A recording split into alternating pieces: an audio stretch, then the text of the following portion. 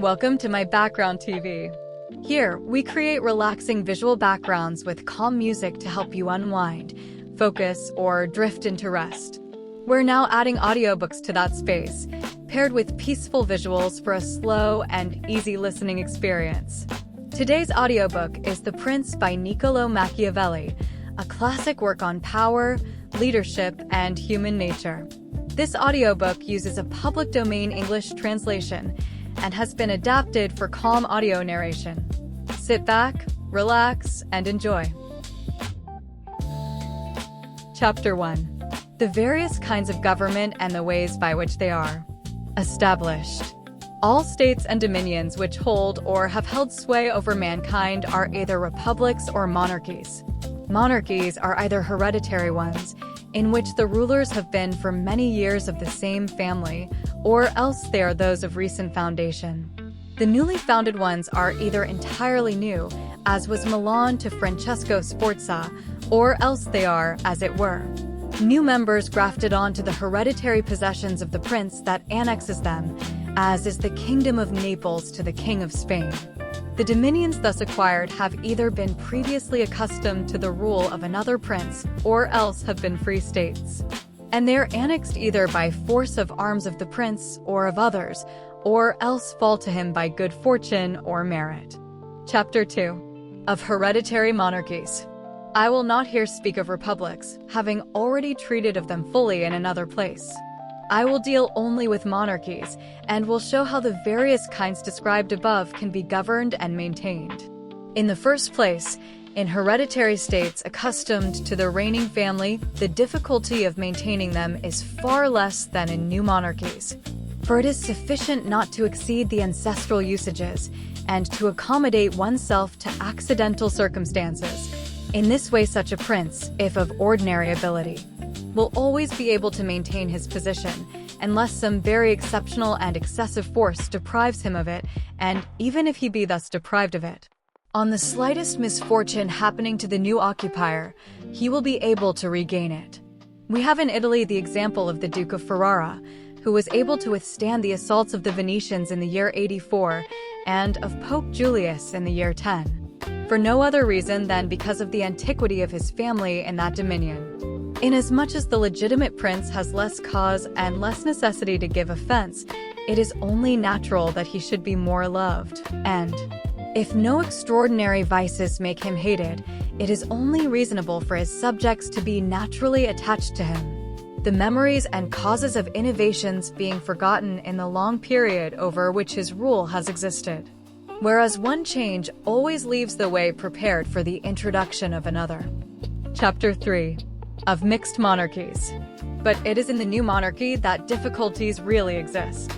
Firstly, if it is not entirely new, but a member as it were of a mixed state, its disorders spring at first from a natural difficulty which exists in all new dominions. Because men change masters willingly, hoping to better themselves, and this belief makes them take arms against their rulers, in which they are deceived, as experience shows them that they have gone from bad to worse.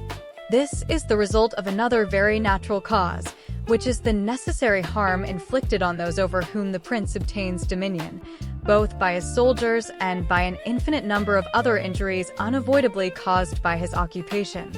Thus, you find enemies in all those whom you have injured by occupying that dominion, and you cannot maintain the friendship of those who have helped you to obtain this possession, as you will not be able to fulfill their expectations, nor can you use strong measures with them, being under an obligation to them, for which reason, however strong your armies may be, you will always need the favor of the inhabitants to take possession of a province. It was from these causes that Louis XII of France, though able to occupy Milan without trouble, immediately lost it, and the forces of Ludovico alone were sufficient to take it from him the first time.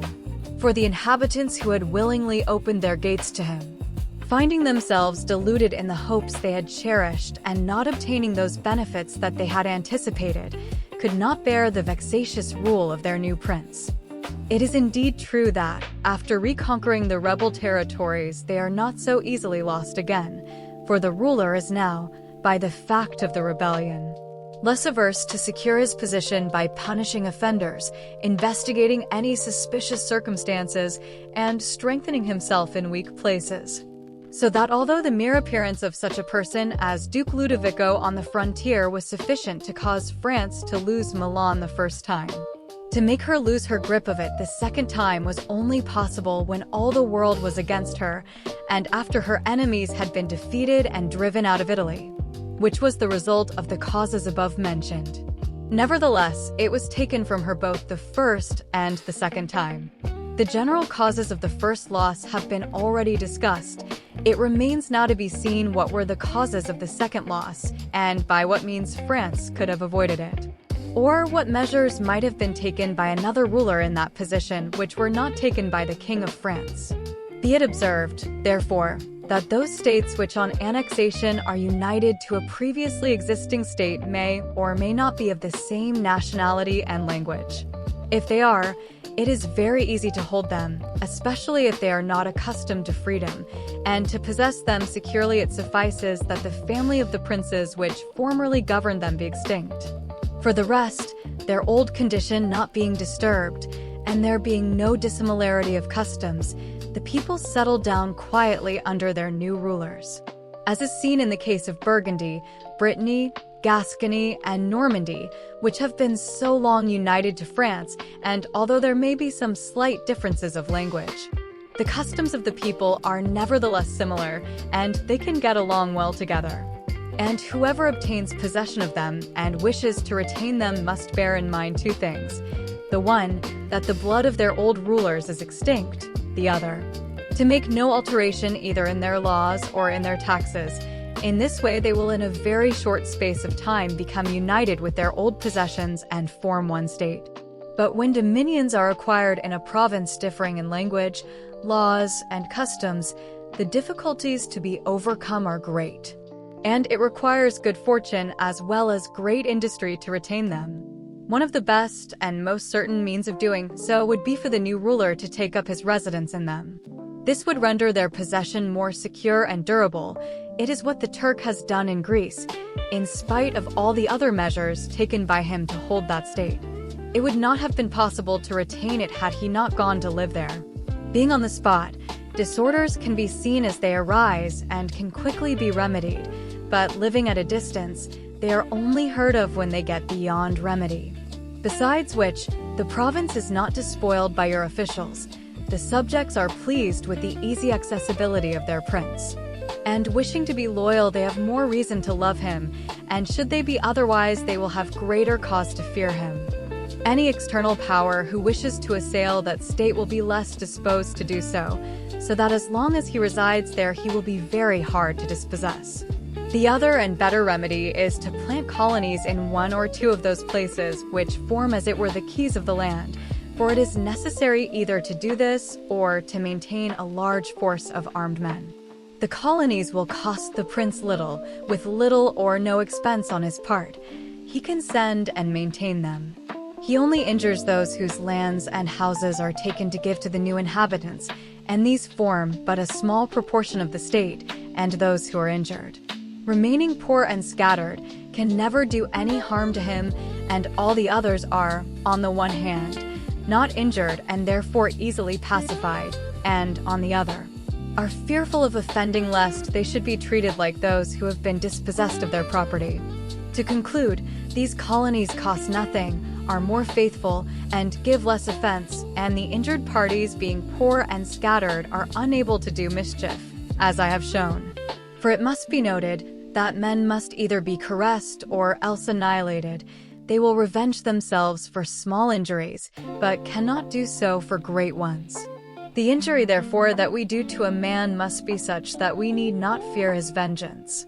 But by maintaining a garrison instead of colonists, one will spend much more and consume in guarding it all the revenues of that state, so that the acquisition will result in a loss, besides giving much greater offense, since it injures everyone in that state with the quartering of the army on it, which being an inconvenience felt by all, everyone becomes an enemy, and these are enemies which can do mischief, as, though beaten, they remain in their own homes.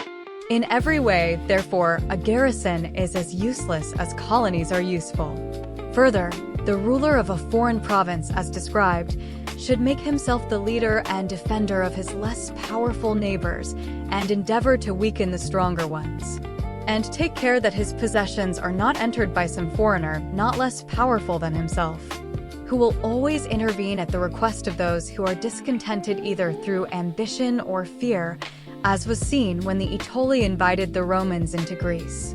And in whatever province they entered, it was always at the request of the inhabitants. And the rule is that when a powerful foreigner enters a province, all the less powerful inhabitants become his adherents, moved by the envy they bear to those ruling over them. So much so that with regard to these minor potentates, he has no trouble whatever in winning them over, for they willingly join forces with the state that he has acquired. He has merely to be careful that they do not assume too much power and authority, and he can easily with his own forces and their favor put down those that are powerful and remain in everything the arbiter of that province. And he who does not govern well in this way will soon lose what he has acquired, and while he holds it will meet with infinite difficulty and trouble. The Romans in the provinces they took always followed this policy. They established colonies, flattered the less powerful without increasing their strength, put down the most powerful, and did not allow foreign rulers to obtain influence in them. I will let the single province of Greece suffice as an example. They made friends with the Achaei and the Aetoli. The kingdom of Macedonia was cast down and Antiochus driven out. Nor did they allow the merits of the Achaei or the Aetoli to gain them any increase of territory, nor did the persuasions of Philip induce them to befriend him without lowering him. Nor could the power of Antiochus make them consent to allow him to hold any state in that province. For the Romans did in this case what all wise princes should do, who look not only at present dangers, but also at future ones and diligently guard against them.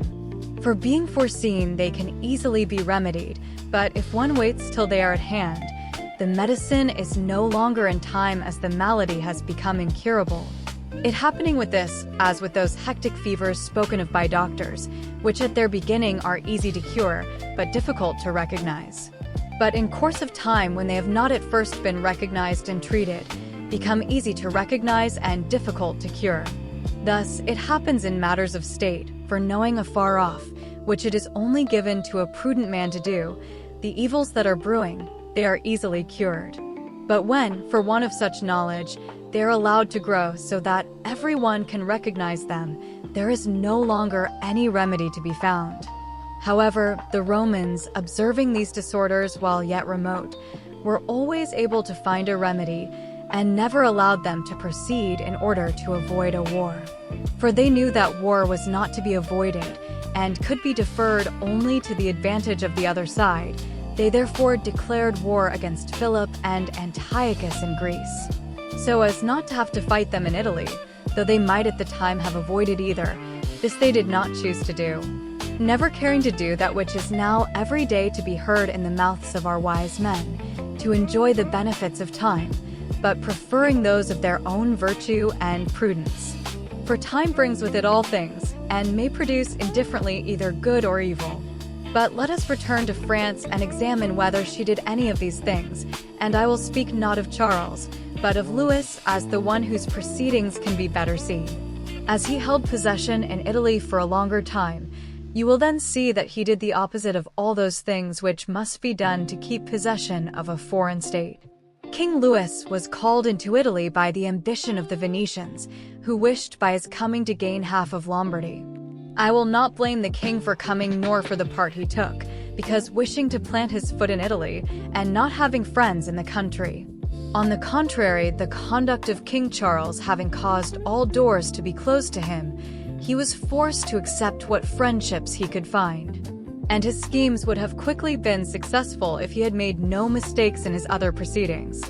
The king then, having acquired Lombardy, regained immediately the reputation lost by Charles.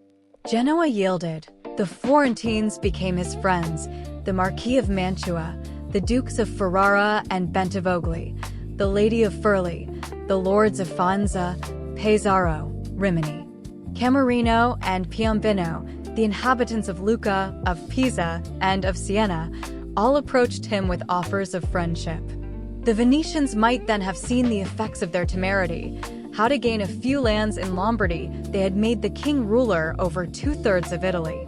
Consider how little difficulty the king would have had in maintaining his reputation in Italy if he had observed the rules above given, and kept a firm and sure hold over all those friends of his, who being many in number, and weak, and fearful one of the church, another of the Venetians, were always obliged to hold fast to him, and by whose aid he could easily make sure of any who were still great.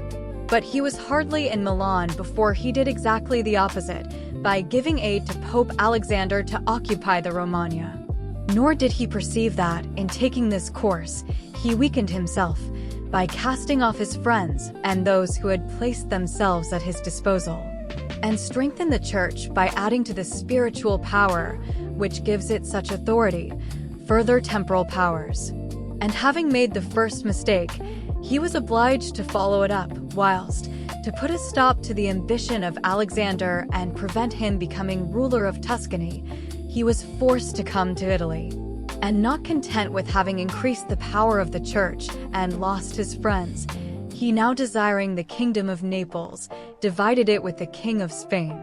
And where he alone was the arbiter of Italy, he now brought in a companion, so that the ambitious of that province who were dissatisfied with him might have someone else to appeal to, and where he might have left in that kingdom a king tributary to him, he dispossessed him in order to bring in another who was capable of driving him out.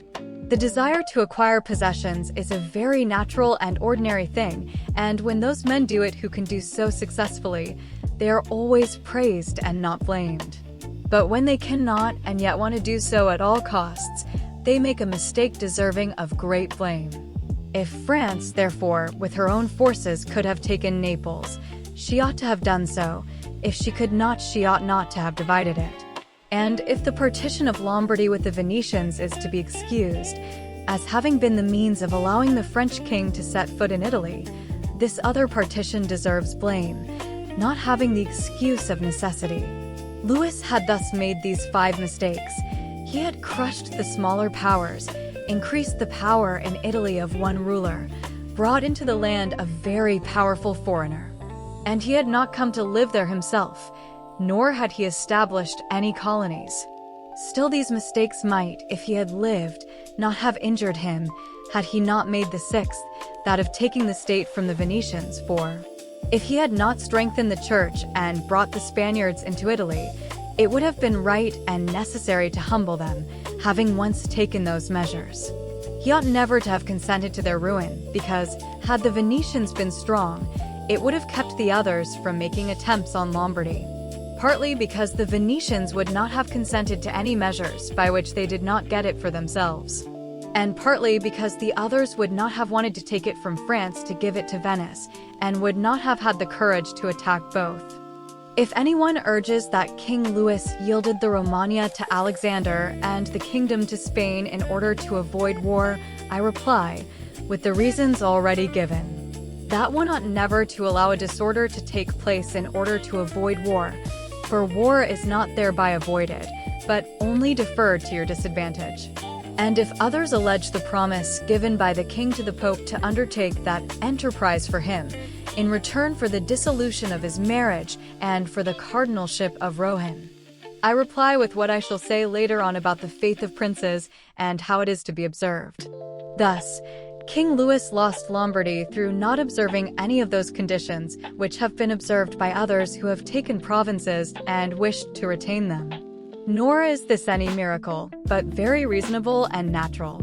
I spoke of this matter with Cardinal Rohan at Nantes when Valentine, as Cesare Borgia, son of Pope Alexander, was commonly called, was occupying the Romagna. For on Cardinal Rohan saying to me that the Italians did not understand war, I replied that the French did not understand politics. For if they did, they would never allow the church to become so great. And experience shows us that the greatness in Italy of the church and also of Spain have been caused by France, and her ruin has proceeded from them. From which may be drawn a general rule, which never or very rarely fails, that whoever is the cause of another becoming powerful is ruined himself. For that power is produced by him either through craft or force, and both of these are suspected by the one that has become powerful. Chapter 4. Why the kingdom of Darius, occupied by Alexander, did not rebel against the successors of the latter after his death. Considering the difficulties there are in holding a newly acquired state, some may wonder how it came to pass that Alexander the Great became master of Asia in a few years, and had hardly occupied it when he died, from which it might be supposed that the whole state would have rebelled. However, his successors maintained themselves in possession, and had no further difficulty in doing so than those which arose among themselves from their own ambitions. I reply that the kingdoms known to history have been governed in two ways, either by a prince and his servants, who, as ministers by his grace and permission, assist in governing the realm, or by a prince and by barons, who hold their positions not by favor of the ruler, but by antiquity of blood. Such barons have states and subjects of their own, who recognize them as their lords and are naturally attached to them. In those states which are governed by a prince and his servants, the prince possesses more authority, because there is no one in the state regarded as a superior besides himself. And if others are obeyed, it is merely as ministers and officials of the prince, and no one regards them with any special affection. Examples of these two kinds of government in our own time are the Turk and the King of France. All the Turkish monarchy is governed by one ruler, the others are his servants, and dividing his kingdom into sanjakates, he sends to them various administrators and changes or recalls them at his pleasure. But the King of France is surrounded by a large number of ancient nobles, recognized as such by their subjects and loved by them. They have their prerogatives, which the king cannot deprive them of without danger to himself. Whoever now considers these two states will see that it would be difficult to acquire the state of the Turk, but having conquered it, it would be very easy to hold it. The causes of the difficulty of occupying the Turkish kingdom are that the invader could not be invited by princes of that kingdom, nor hope to facilitate his enterprise by the rebellion of those around him, as will be evident from reasons given above. Because, being all slaves and bound, it will be more difficult to corrupt them, and even if they were corrupted, little effect could be hoped for, as they would not be able to carry the people with them for the reasons mentioned. Therefore, whoever assaults the Turk must be prepared to meet his united forces, and must rely more on his own strength than on the disorders of others. But having once conquered him and beaten him in battle so that he can no longer raise armies, nothing else is to be feared except the family of the prince.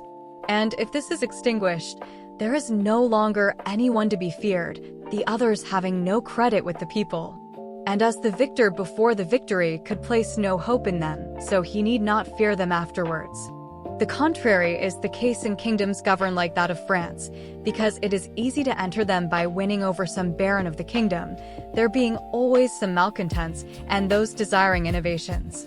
These can, for the reasons stated, open the way to you and facilitate victory, but afterwards, if you wish to keep possession, infinite difficulties arise, both from those who have aided you and from those you have oppressed.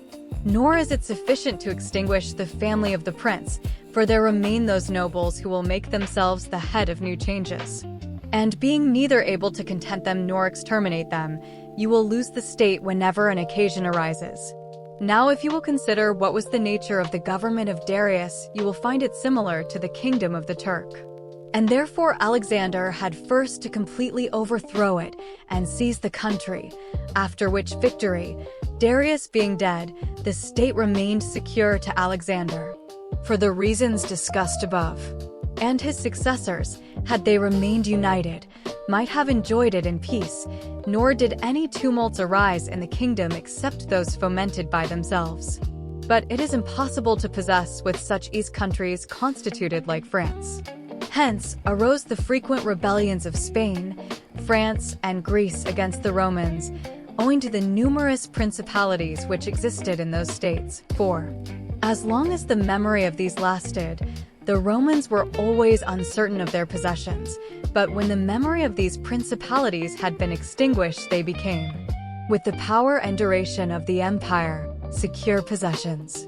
And afterwards the latter could, when fighting among themselves, draw each one with him a portion of these provinces, according to the authority he had established there. And these provinces, when the family of their ancient princes was extinct, recognized no other rulers but the Romans.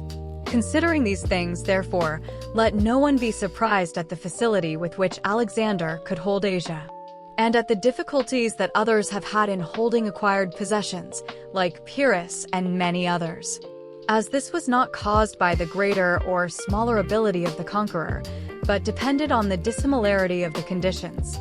Chapter 5. The way to govern cities or dominions that, previous to being occupied, lived under their own laws.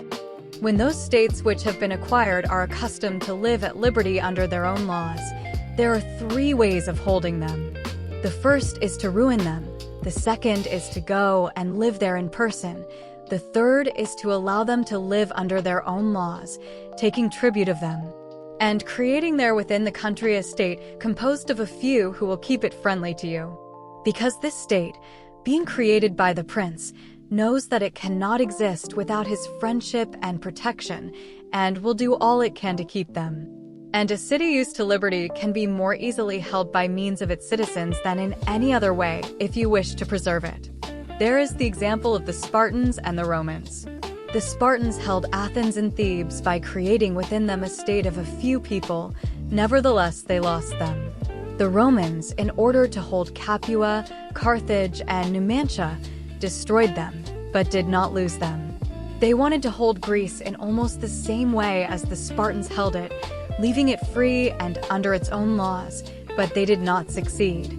So that they were compelled to destroy many cities in that province in order to keep it, because in truth there is no sure method of holding them except by ruining them. And whoever becomes the ruler of a free city and does not destroy it, can expect to be destroyed by it. For it can always find a motive for rebellion in the name of liberty and of its ancient usages, which are forgotten neither by lapse of time nor by benefits received. And whatever one does or provides, so long as the inhabitants are not separated or dispersed, they do not forget that name and those usages, but appeal to them at once in every emergency, as did Pisa after being so many years held in servitude by the Florentines. But when cities or provinces have been accustomed to live under a prince, and the family of that prince is extinguished, being on the one hand used to obey, and on the other not having their old prince, they cannot unite in choosing one from among themselves, and they do not know how to live in freedom, so that they are slower to take arms, and a prince can win them over with greater facility and establish himself securely. But in republics there is greater life, greater hatred, and more desire for vengeance. They do not and cannot cast aside the memory of their ancient liberty, so that the surest way is either to destroy them or reside in them. Chapter 6. Of new dominions which have been acquired by one's own arms and powers. Let no one marvel if in speaking of new dominions both as to prince and state, I bring forward very exalted instances, for as men walk almost always in the paths trodden by others, proceeding in their actions by imitation, and not being always able to follow others exactly, nor attain to the excellence of those they imitate. A prudent man should always follow in the path trodden by great men and imitate those who are most excellent, so that if he does not attain to their greatness, at any rate he will get some tinge of it. He will do like prudent archers, who when the place they wish to hit is too far off, knowing how far their bow will carry, aim at a spot much higher than the one they wish to hit, not in order to reach this height with their arrow, but by help of this high aim to hit the spot they wish to. I say then that in new dominions, where there is a new prince, it is more or less easy to hold them according to the greater or lesser ability of him who acquires them. And as the fact of a private individual becoming a prince presupposes either great ability or good fortune, it would appear that either of these things would mitigate in part many difficulties. Nevertheless, those who have been wanting as regards good fortune have maintained themselves best. The matter is also facilitated by the prince being obliged to reside personally in his territory, having no others. But to come to those who have become princes through their own merits and not by fortune, I regard as the greatest Moses, Cyrus, Romulus, Theseus, and such like. And although one should not speak of Moses, he having merely carried out what was ordered him by God, still he deserves admiration, if only for that grace which made him worthy to speak with God. But regarding Cyrus and others who have acquired or founded kingdoms, they will all be found worthy of admiration.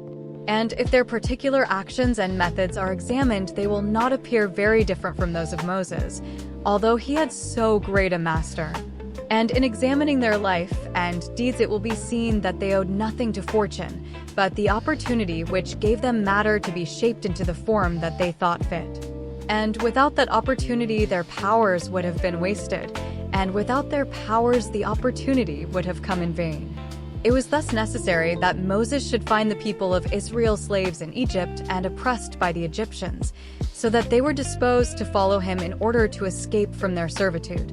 It was necessary that Romulus should be unable to remain in Alba and should have been exposed at his birth, in order that he might become king of Rome and founder of that nation. It was necessary that Cyrus should find the Persians discontented with the empire of the Medes, and the Medes weak and effeminate through long peace.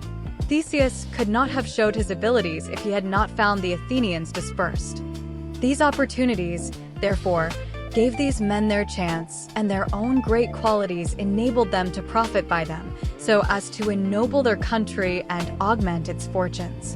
Those who by heroic means such as these become princes, obtain their dominions with difficulty, but retain them easily. And the difficulties which they have in acquiring their dominions arise in part from the new rules and regulations that they have to introduce in order to establish their position securely. It must be considered that there is nothing more difficult to carry out, nor more doubtful of success, nor more dangerous to handle, than to initiate a new order of things. For the reformer has enemies in all those who profit by the old order, and only lukewarm defenders in all those who would profit by the new order. This lukewarmness arising partly from fear of their adversaries, who have the laws in their favor, and partly from the incredulity of mankind, who do not truly believe in anything new until they have had actual experience of it. Thus, it arises that on every opportunity for attacking the reformer, his opponents do so with the zeal of partisans, the others only defend him half-heartedly, so that between them he runs great danger. It is necessary, however, in order to investigate thoroughly this question, to examine whether these innovators are independent, or whether they depend upon others. That is to say, whether in order to carry out their designs they have to entreat or are able to force. In the first case, they invariably succeed ill and accomplish nothing, but when they can depend on their own strength and are able to use force, they rarely fail. Thus, it comes about that all armed prophets have conquered and unarmed ones failed, for besides what has been already said, the character of people varies. And it is easy to persuade them of a thing, but difficult to keep them in that persuasion. And so it is necessary to order things so that when they no longer believe, they can be made to believe by force. Moses, Cyrus, Theseus, and Romulus would not have been able to make their institutions observed for so long had they been disarmed. As happened in our own time to Fra Girolamo Savonarola, who failed entirely in his new rules when the multitude began to disbelieve in him. And he had no means of holding fast those who had believed nor of compelling the unbelievers to believe. Therefore, such men as these have great difficulty in making their way, and all their dangers are met on the road and must be overcome by their own abilities. But when once they have overcome them and have begun to be held in veneration, and have suppressed those who envied them, they remain powerful and secure, honored and happy. To the high examples given I will add a lesser one, which, however, is to be compared in some measure with them, and will serve as an instance of all such cases. That of Jeron of Syracuse, who from a private individual became Prince of Syracusa, without other aid from fortune beyond the opportunity. For the Syracusans being oppressed elected him as their captain, from which by merit he was made prince. While still in private life his virtues were such that it was written of him that he lacked nothing to reign but the kingdom. He abolished the old militia, raised a new one, abandoned his old friendships and formed new ones, and as he had thus friends and soldiers of his own, he was able on this foundation to build securely, so that while he had great trouble in acquiring his position, he had little in maintaining it. Chapter 7. Of new dominions acquired by the power of others or by fortune. Those who rise from private citizens to be princes merely by fortune have little trouble in rising, but very much in maintaining their position. They meet with no difficulties on the way as they fly over them, but all their difficulties arise when they are established. Such are they who are granted a state either for money or by favor of him who grants it, as happened to many in Greece, in the cities of Ionia and of the Hellespont, who were created princes by Darius in order to hold these places for his security and glory. Such were also those emperors who from private citizens became emperors by bribing the army. Such as these depend absolutely on the goodwill and fortune of those who have raised them, both of which are extremely inconstant and unstable. They neither know how to, nor are in a position to maintain their rank. For unless he be a man of great genius, it is not likely that one who has always lived in a private position should know how to command. And they are unable to command because they possess no forces which will be friendly and faithful to them. Moreover, states quickly founded, like all other things which are born and grow rapidly, cannot have deep roots, so that the first storm destroys them, unless, as already said, the man who thus becomes a prince is of such great genius as to be able to take immediate steps for maintaining what fortune has thrown into his lap, and lay afterwards those foundations which others make before becoming princes. With regard to these two methods of becoming a prince, by ability or by good fortune, I will here adduce two examples which have taken place within our memory, those of Francesco Sforza and Cesare Borgia. Francesco, by appropriate means and through great abilities, from citizen became Duke of Milan, and what he had attained after 1,000 difficulties he maintained with little trouble. On the other hand, Cesare Borgia, commonly called Duke Valentine, acquired the state through the fortune of his father, and by the same means lost it. And that although every measure was adopted by him, and everything done that a prudent and capable man could do to establish himself firmly in that state that the arms and the favors of others had given him. For, as we have said, he who does not lay his foundations beforehand may by great abilities do so afterwards, although with great trouble to the architect and danger to the building. If, then, one considers the progress made by the Duke, it will be seen how firm were the foundations he had laid to his future power, which I do not think it superfluous to examine, as I know of no better precepts for a new prince to follow than the example of his actions. And if his measures were not successful, it was through no fault of his own, but only by the most extraordinary malignity of fortune. In wishing to aggrandize the Duke his son, Alexander VI had to meet very great difficulties both present and future. In the first place, he saw no way of making him ruler of any state that was not a possession of the Church. And in attempting to take that of the Church, he knew that the Duke of Milan and the Venetians would not consent, because Faenza and Rimini were already under the protection of the Venetians. He saw, moreover, that the arms of Italy, especially of those who might have served him, were in the hands of those who would fear the greatness of the Pope. And therefore he could not depend upon them, being all under the Orsinis and Colanas and their adherents. It was, therefore, necessary to disturb the existing condition and bring about disorders in the states of Italy in order to obtain secure mastery over a part of them. This was easy, for he found the Venetians, who, actuated by other motives, had invited the French into Italy, which he not only did not oppose, but facilitated by dissolving the marriage of King Louis. The king came thus into Italy with the aid of the Venetians and the consent of Alexander, and had hardly arrived at Milan before the Pope obtained troops from him for his enterprise in the Romagna, which he carried out by means of the reputation of the king. The Duke, having thus obtained the Romagna and defeated the Colonnas, was hindered in maintaining it and proceeding further by two things: the one, his forces, of which he doubted the fidelity; the other, the will of France, that is to say, he feared lest the arms of the Orsini of which he had availed himself should fail him, and not only hinder him in obtaining more, but take from him what he had already conquered, and he also feared that the king might do the same.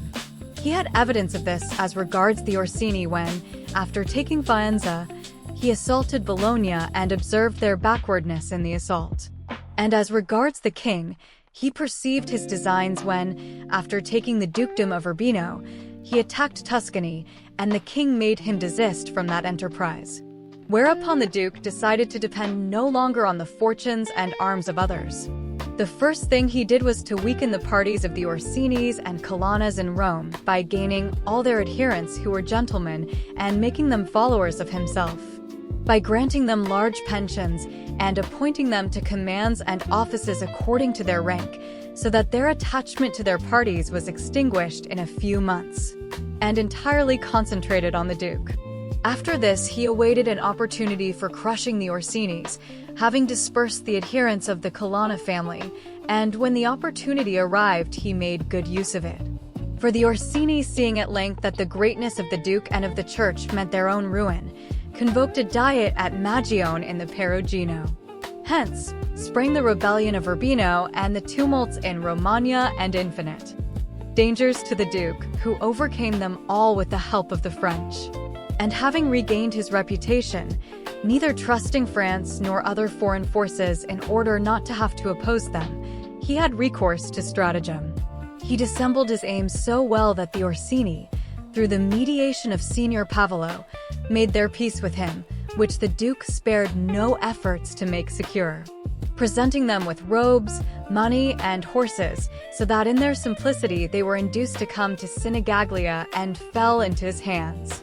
Having thus suppressed these leaders and made their partisans his friends, the Duke had laid a very good foundation to his power, having all the Romagna with the Duchy of Urbino, and having gained the favor of the inhabitants, who began to feel the benefit of his rule. And as this part is worthy of note and of imitation by others, I will not omit mention of it.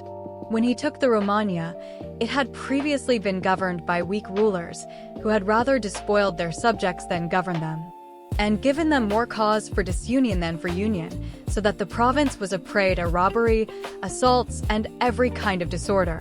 He, therefore, judged it necessary to give them a good government in order to make them peaceful and obedient to his rule. For this purpose, he appointed Messer Ramiro di Orco, a cruel and able man, to whom he gave the fullest authority. This man, in a short time, was highly successful in rendering the country orderly and united, whereupon the Duke, not deeming such excessive authority expedient, lest it should become hateful, appointed a civil court of justice in the middle of the province under an excellent president, to which each city appointed its own advocate. And as he knew that the harshness of the past had engendered some amount of hatred, in order to purge the minds of the people and to win them over completely, he resolved to show that if any cruelty had taken place, it was not by his orders, but through the harsh disposition of his minister.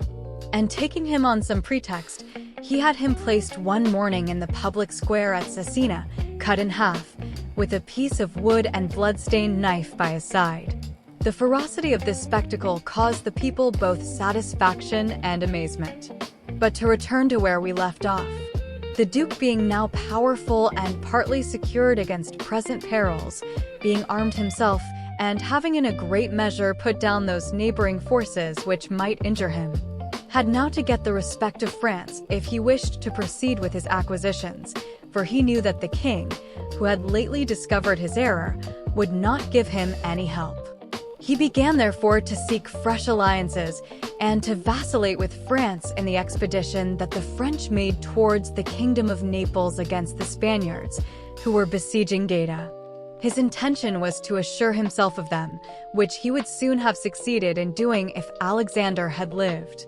These were the measures taken by him with regard to the present. As to the future, He feared that a new successor to the church might not be friendly to him and might seek to deprive him of what Alexander had given him, and he sought to provide against this in 4 ways. Firstly, by destroying all who were of the blood of those ruling families which he had despoiled, in order to deprive the Pope of any opportunity. Secondly, by gaining the friendship of the Roman nobles, so that he might through them hold, as it were, the Pope in check. Thirdly, by obtaining as great a hold on the college as he could. Fourthly, by acquiring such power before the Pope died as to be able to resist alone the first onslaught. Of these 4 things he had at the death of Alexander accomplished 3, and the 4th he had almost accomplished. For of the dispossessed rulers he killed as many as he could lay hands on, and very few escaped. He had gained to his party the Roman nobles, and he had a great share in the college. As to new possessions, he designed to become Lord of Tuscany, and already possessed Perugia and Piombino, and had assumed the protectorate over Pisa. And as he had no longer to fear the French, for the French had been deprived of the kingdom of Naples by the Spaniards in such a way that both parties were obliged to buy his friendship, he seized Pisa. After this, Lucca and Siena at once yielded, partly through envy of the Florentines and partly through fear. The Florentines had no resources, so that, had he succeeded as he had done before, in the very year that Alexander died, he would have gained such strength and renown as to be able to maintain himself without depending on the fortunes or strength of others, but solely by his own power and ability. But Alexander died 5 years after he had first drawn his sword.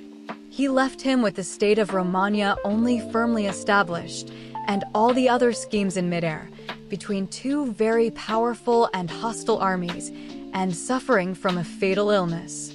But the valor and ability of the Duke were such, and he knew so well how to win over men or vanquish them, and so strong were the foundations that he had laid in this short time, that if he had not had those 2 armies upon him, or else had been in good health, he would have survived every difficulty. And that his foundations were good is seen from the fact that the Romagna waited for him more than a month. In Rome, although half dead, he remained secure. And although the Baglioni, Vitelli, and Orsini entered Rome, they found no followers against him. He was able, if not to make pope whom he wished, at any rate to prevent a pope being created whom he did not wish. But if at the death of Alexander he had been, well, everything would have been easy. And he told me on the day that Pope Julius II was created, that he had thought of everything which might happen on the death of his father, and provided against everything, except that he had never thought that at his father's death he would be dying himself. Reviewing thus all the actions of the Duke, I find nothing to blame. On the contrary, I feel bound, as I have done, to hold him up as an example to be imitated by all who by fortune and with the arms of others have risen to power. For with his great courage and high ambition, he could not have acted otherwise, and his designs were only frustrated by the short life of Alexander and his own illness. Whoever, therefore, deems it necessary in his new principality to secure himself against enemies, to gain friends, to conquer by force or fraud, to make himself beloved and feared by the people, followed and reverenced by the soldiers, to destroy those who can and may injure him, introduce innovations into old customs, to be severe and kind, magnanimous and liberal, suppress the old militia, create a new one, maintain the friendship of kings and princes in such a way that they are glad to benefit him and fear to injure him. Such a one can find no better example than the actions of this man. The only thing he can be accused of is that in the creation of Julius II, he made a bad choice, for, as has been said, not being able to choose his own pope, he could still prevent anyone being made pope. And he ought never to have permitted any of those cardinals to be raised to the papacy whom he had injured, or who when pope would stand in fear of him. For men commit injuries either through fear or through hate. Those whom he had injured were, among others, San Pietro ad Vincula, Colonna, San Giorgio, and Ascanio. All the others, if assumed to the pontificate, would have had to fear him except Rohan and the Spaniards, the latter through their relationship and obligations to him, the former from his great power, being related to the King of France. For these reasons, the Duke ought above all things to have created a Spaniard pope, and if unable to, then he should have consented to Rohan being appointed, and not San Pietro ad Vincula. And whoever thinks that in high personages new benefits cause old offenses to be forgotten, makes a great mistake. The Duke, therefore, erred in this choice, and it was the cause of his ultimate ruin. Chapter 8. Of those who have attained the position of prince by villainy. But as there are still two ways of becoming prince, which cannot be attributed entirely either to fortune or to ability, they must not be passed over, although one of them could be more fully discussed if we were treating of republics. These are when one becomes prince by some nefarious or villainous means, or when a private citizen becomes the prince of his country through the favor of his fellow citizens. And in speaking of the former means, I will give two examples, one ancient, the other modern, without entering further into the merits of this method, as I judge them to be sufficient for anyone obliged to imitate them. Agathocles the Sicilian rose not only from private life, but from the lowest and most abject position to be king of Syracuse. The son of a potter, he led a life of the utmost wickedness through all the stages of his fortune. Nevertheless, his wickedness was accompanied by such vigor of mind and body that, having joined the militia, he rose through all its grades to be praetor of Syracuse. Having been appointed to this position, and having decided to become prince, and to hold with violence and without the support of others that which had been granted him, and having imparted his design to Hamilcar the Carthaginian, who with his armies was fighting in Sicily, he called together one morning the people and senate of Syracuse, as if he had to deliberate on matters of importance to the republic, and at a given signal had all the senators and the richest men of the people killed by his soldiers. After their death he occupied and held rule over the city without any civil disorders. And although he was twice beaten by the Carthaginians and ultimately besieged, he was able not only to defend the city, but leaving a portion of his forces for its defense. With the remainder he invaded Africa, and in a short time liberated Syracuse from the siege and brought the Carthaginians to great extremities, so that they were obliged to come to terms with him and remain contented with the possession of Africa, leaving Sicily to Agathocles. Whoever considers, therefore, the actions and qualities of this man will see few if any things which can be attributed to fortune, for, as above stated, it was not by the favor of any person, but through the grades of the militia, which he had gained with 1,000 hardships and perils, that he arrived at the position of prince, which he afterwards maintained by so many courageous and perilous expedients. It cannot be called a virtue to kill one's fellow citizens, betray one's friends, be without faith, without pity, and without religion, by which methods one may indeed gain an empire, but not glory. For if the virtues of Agathocles in braving and overcoming perils, and his greatness of soul in supporting and surmounting obstacles be considered, one sees no reason for holding him inferior to any of the most renowned captains. Nevertheless, his barbarous cruelty and inhumanity, together with his countless atrocities, do not permit of his being named among the most famous men. We cannot attribute to fortune or merit that which he achieved without either. In our own times, during the reign of Alexander VI, Oliverado du Fermo had been left a young boy under the care of his maternal uncle, Giovanni Fogliani, who brought him up, and sent him in early youth to fight under Paolo Vitelli, in order that he might, under that discipline, obtain a good military position. On the death of Paolo, he fought under his brother Vitellozzo, and in a very short time, being of great intelligence and active in mind and body, he became one of the leaders of his troops. But deeming it servile to be under others, he resolved, with the help of some citizens of Fermo, who preferred servitude to the liberty of their country, and with the favor of the Vitellis, to occupy Fermo, he therefore wrote to Giovanni Fogliani, how, having been for many years away from home, he wished to come to see him and his city, and in some measure to revisit his estates. and as he had only labored to gain honor in order that his fellow citizens might see that he had not spent his time in vain, he wished to come honorably accompanied by 100 horsemen, his friends and followers, and prayed him that he would be pleased to order that he should be received with honor by the citizens of Fermo, by which he would honor not only him, Oliverotto, but also himself, as he had been his pupil. Giovanni did not fail in any duty towards his nephew.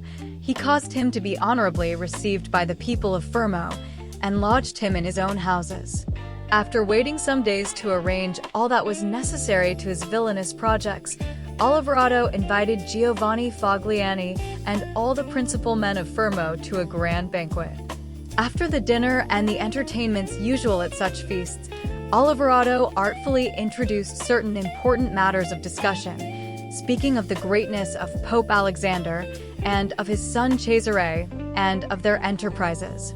To which discourses Giovanni and others having replied, he all at once rose, saying that these matters should be spoken of in a more secret place, and withdrew into a room where Giovanni and the other citizens followed him. They were no sooner seated than soldiers rushed out of hiding places and killed Giovanni and all the others. After which massacre Oliverotto mounted his horse, rode through the town and besieged the chief magistrate in his palace, so that through fear they were obliged to obey him and form a government, of which he made himself prince. And all those being dead who, if discontented, could injure him, he fortified himself with new orders, civil and military, in such a way that within the year that he held the principality, he was not only safe himself in the city of Fermo, but had become formidable to all his neighbors. And his overthrow would have been difficult, like that of Agathocles, if he had not allowed himself to be deceived by Cesare Borgia, when he besieged the Orsinis and Vitellis at Sinigaglia, as already related, where he also was taken, 1 year after the parricide he had committed and strangled, together with Vitellozzo, who had been his teacher in ability and atrocity.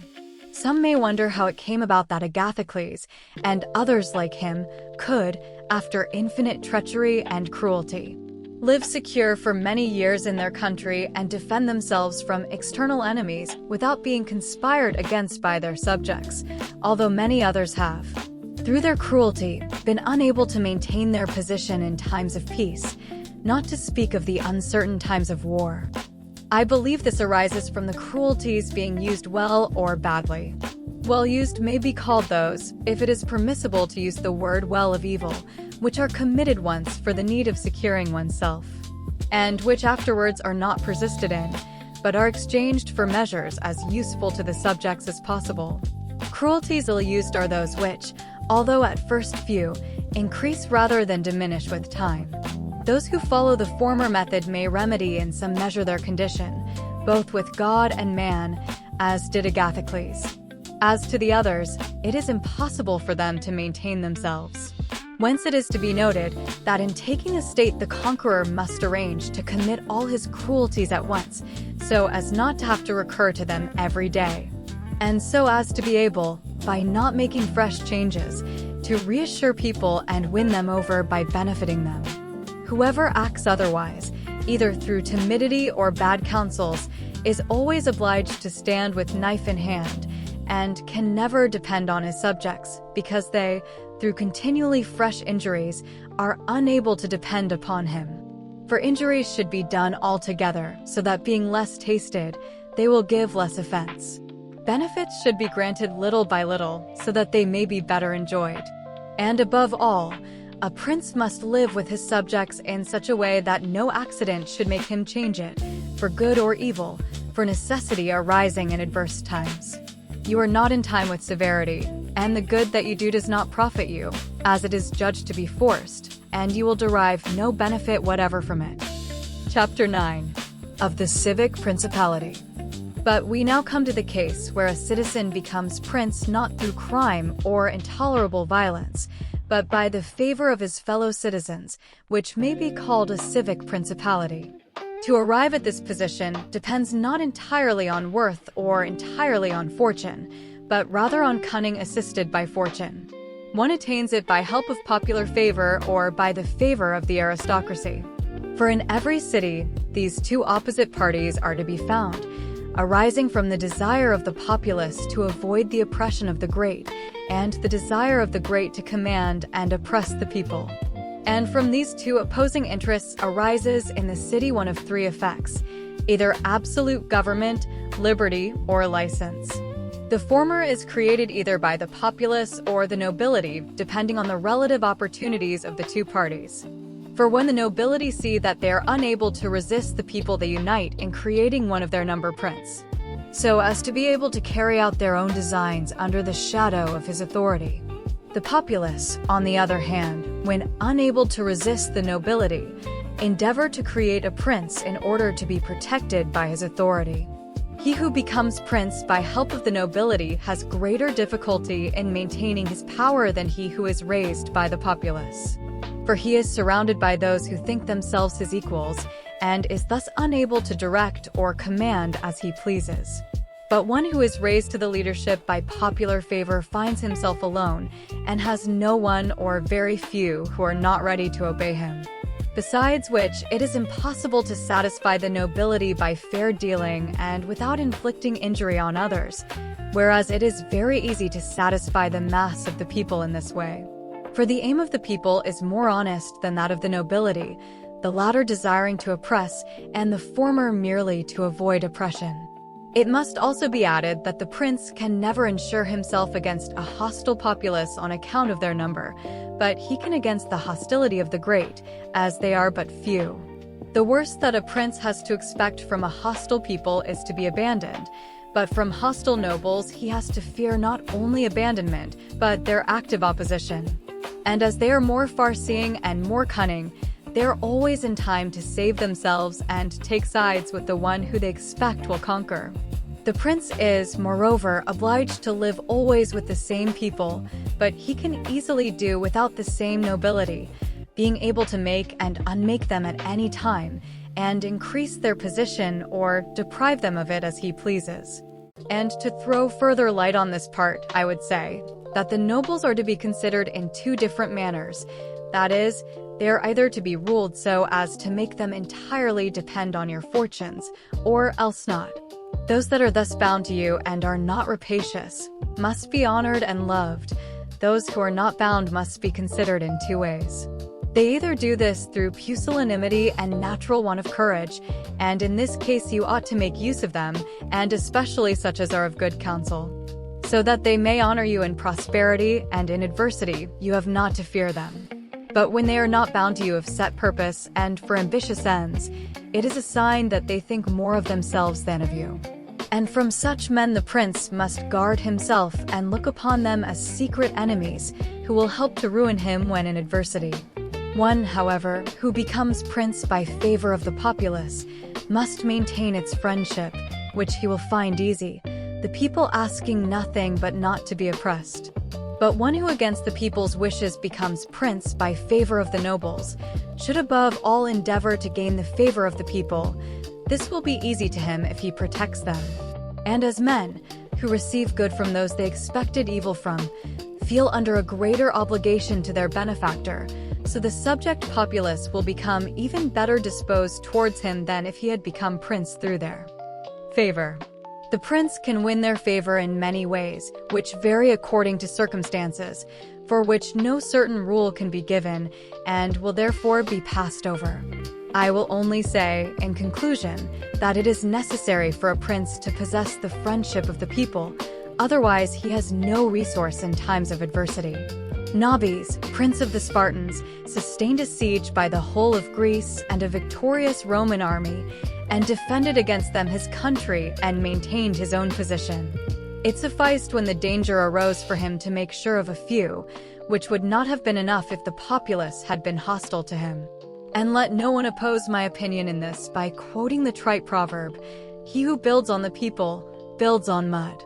Because that is true when a private citizen relies upon the people and persuades himself that they will liberate him if he is oppressed by enemies or by the magistrates. In this case, he might often find himself deceived, as happened in Rome to the Gracchi and in Florence to Messer Giorgio Scali. But when it is a prince who founds himself on this basis, one who can command and is a man of courage and does not get frightened in adversity, and does not neglect other preparations, and one who by his own courage and measures animates the mass of the people, he will not find himself deceived by them, and he will find that he has laid his foundations well. Usually these principalities are in danger when the prince from the position of a civil ruler changes to an absolute one, for these princes either command themselves or by means of magistrates. In the latter case their position is weaker and more dangerous, for they are at the mercy of those citizens who are appointed magistrates, who can, especially in times of adversity, with great facility deprive them of their position, either by acting against them or by not obeying them. The prince is not in time, in such dangers, to assume absolute authority.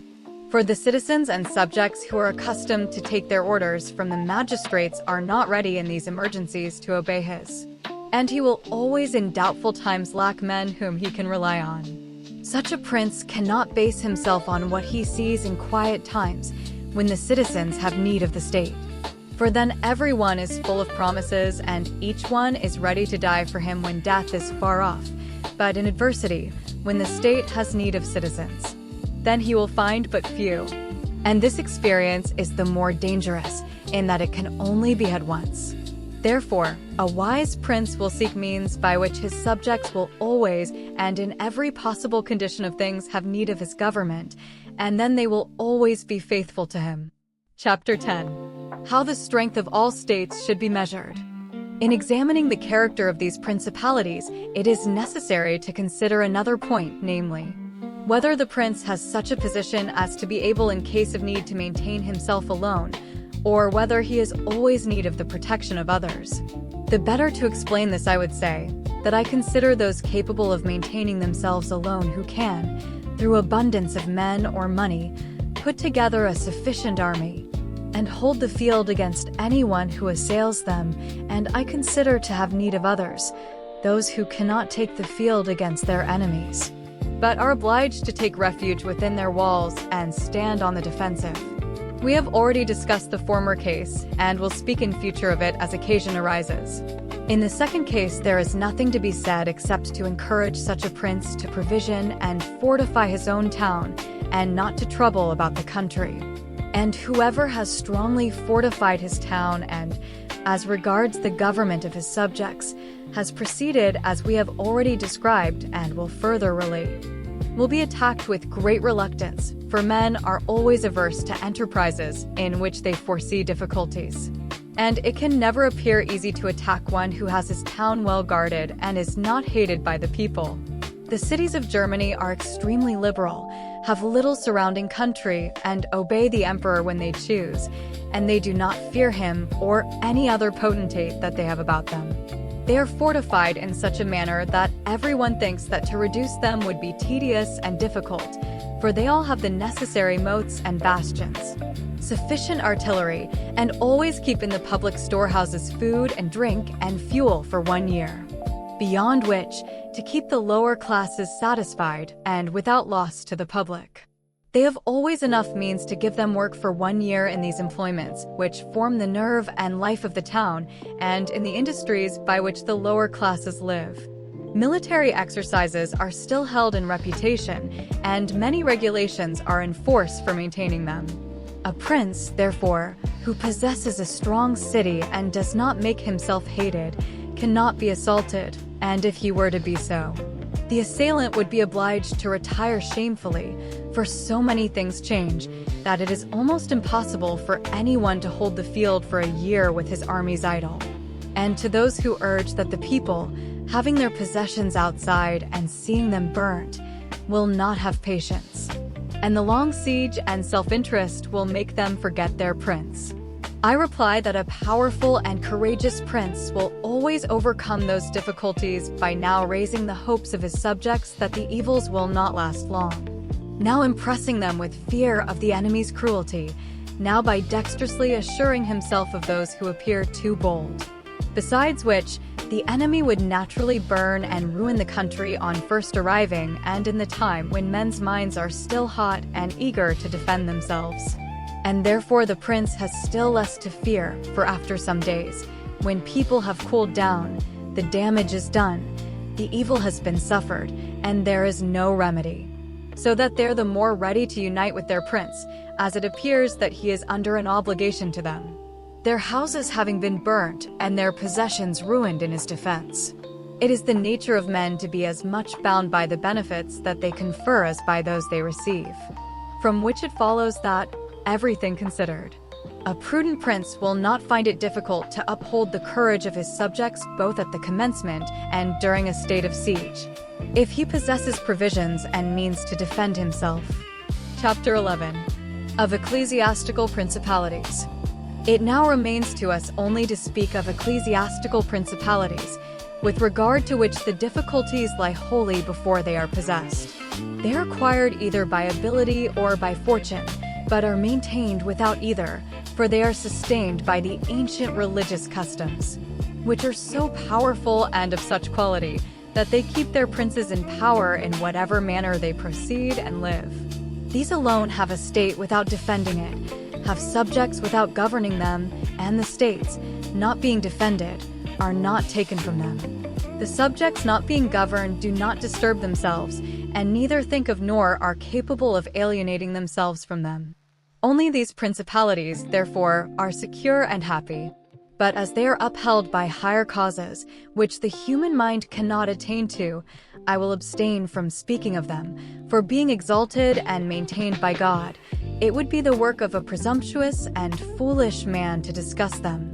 However, I might be asked how it has come about that the Church has reached such great temporal power when, previous to Alexander VI, the Italian potentates, and not merely the really powerful ones, but every lord or baron, however insignificant, held it in slight esteem as regards temporal power.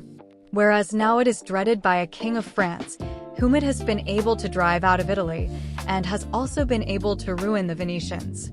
Therefore, although this is well known, I do not think it superfluous to call it to mind. Before Charles, King of France, came into Italy, this country was under the rule of the Pope, the Venetians, the King of Naples, the Duke of Milan, and the Florentines. These potentates had to have two chief cares. One, that no foreigner should enter Italy by force of arms. The other, that none of the existing governments should extend its dominions. Those chiefly to be watched were the Pope and the Venetians. To keep back the Venetians required the ruin of all the others, as in the defense of Ferrara, and to keep down the Pope they made use of the Roman barons. These were divided into two factions, the Orsinis and the Colonnas, and as there was constant quarreling between them, and they were constantly under arms, before the eyes of the Pope, they kept the papacy weak and infirm. And although there arose now and then a resolute pope like Sextus, yet his fortune or ability was never able to liberate him from these evils. The shortness of their life was the reason of this, for in the course of 10 years which, as a general rule, a pope lived, he had great difficulty in suppressing even one of the factions, and if, for example, a pope had almost put down the Colonnas, a new pope would succeed who was hostile to the Orsinis, which caused the Colonnas to spring up again, and he was not in time to suppress them. This caused the temporal power of the Pope to be of little esteem in Italy. Then arose Alexander VI, who of all the pontiffs who have ever reigned, best showed how a pope might prevail both by money and by force. With Duke Valentine as his instrument, and on the occasion of the French invasion, he did all that I have previously described in speaking of the actions of the Duke. And although his object was to aggrandize not the Church, but the Duke, what he did resulted in the aggrandizement of the Church, which after the death of the Duke became the heir of his labors. Then came Pope Julius, who found the Church powerful, possessing all Romagna, all the Roman barons suppressed, and the factions destroyed by the severity of Alexander. He also found the way open for accumulating wealth in ways never used before the time of Alexander. These measures were not only followed by Julius, but increased. He resolved to gain Bologna, put down the Venetians and drive the French from Italy, in all which enterprises he was successful. He merits the greater praise, as he did everything to increase the power of the church and not of any private person. He also kept the Orsini and Colonna parties in the conditions in which he found them, and although there were some leaders among them who might have made changes, there were two things that kept them steady. One, the greatness of the church, which they dreaded. The other, the fact that they had no cardinals, who are the origin of the tumults among them. For these parties are never at rest when they have cardinals, for these stir up the parties both within Rome and outside, and the barons are forced to defend them. Thus, from the ambitions of prelates arise the discords and tumults among the barons. His Holiness, Pope Leo X, therefore, has found the pontificate in a very powerful condition, from which it is hoped that as those popes made it great by force of armies, so he through his goodness and infinite other virtues will make it both great and venerated. Chapter 12.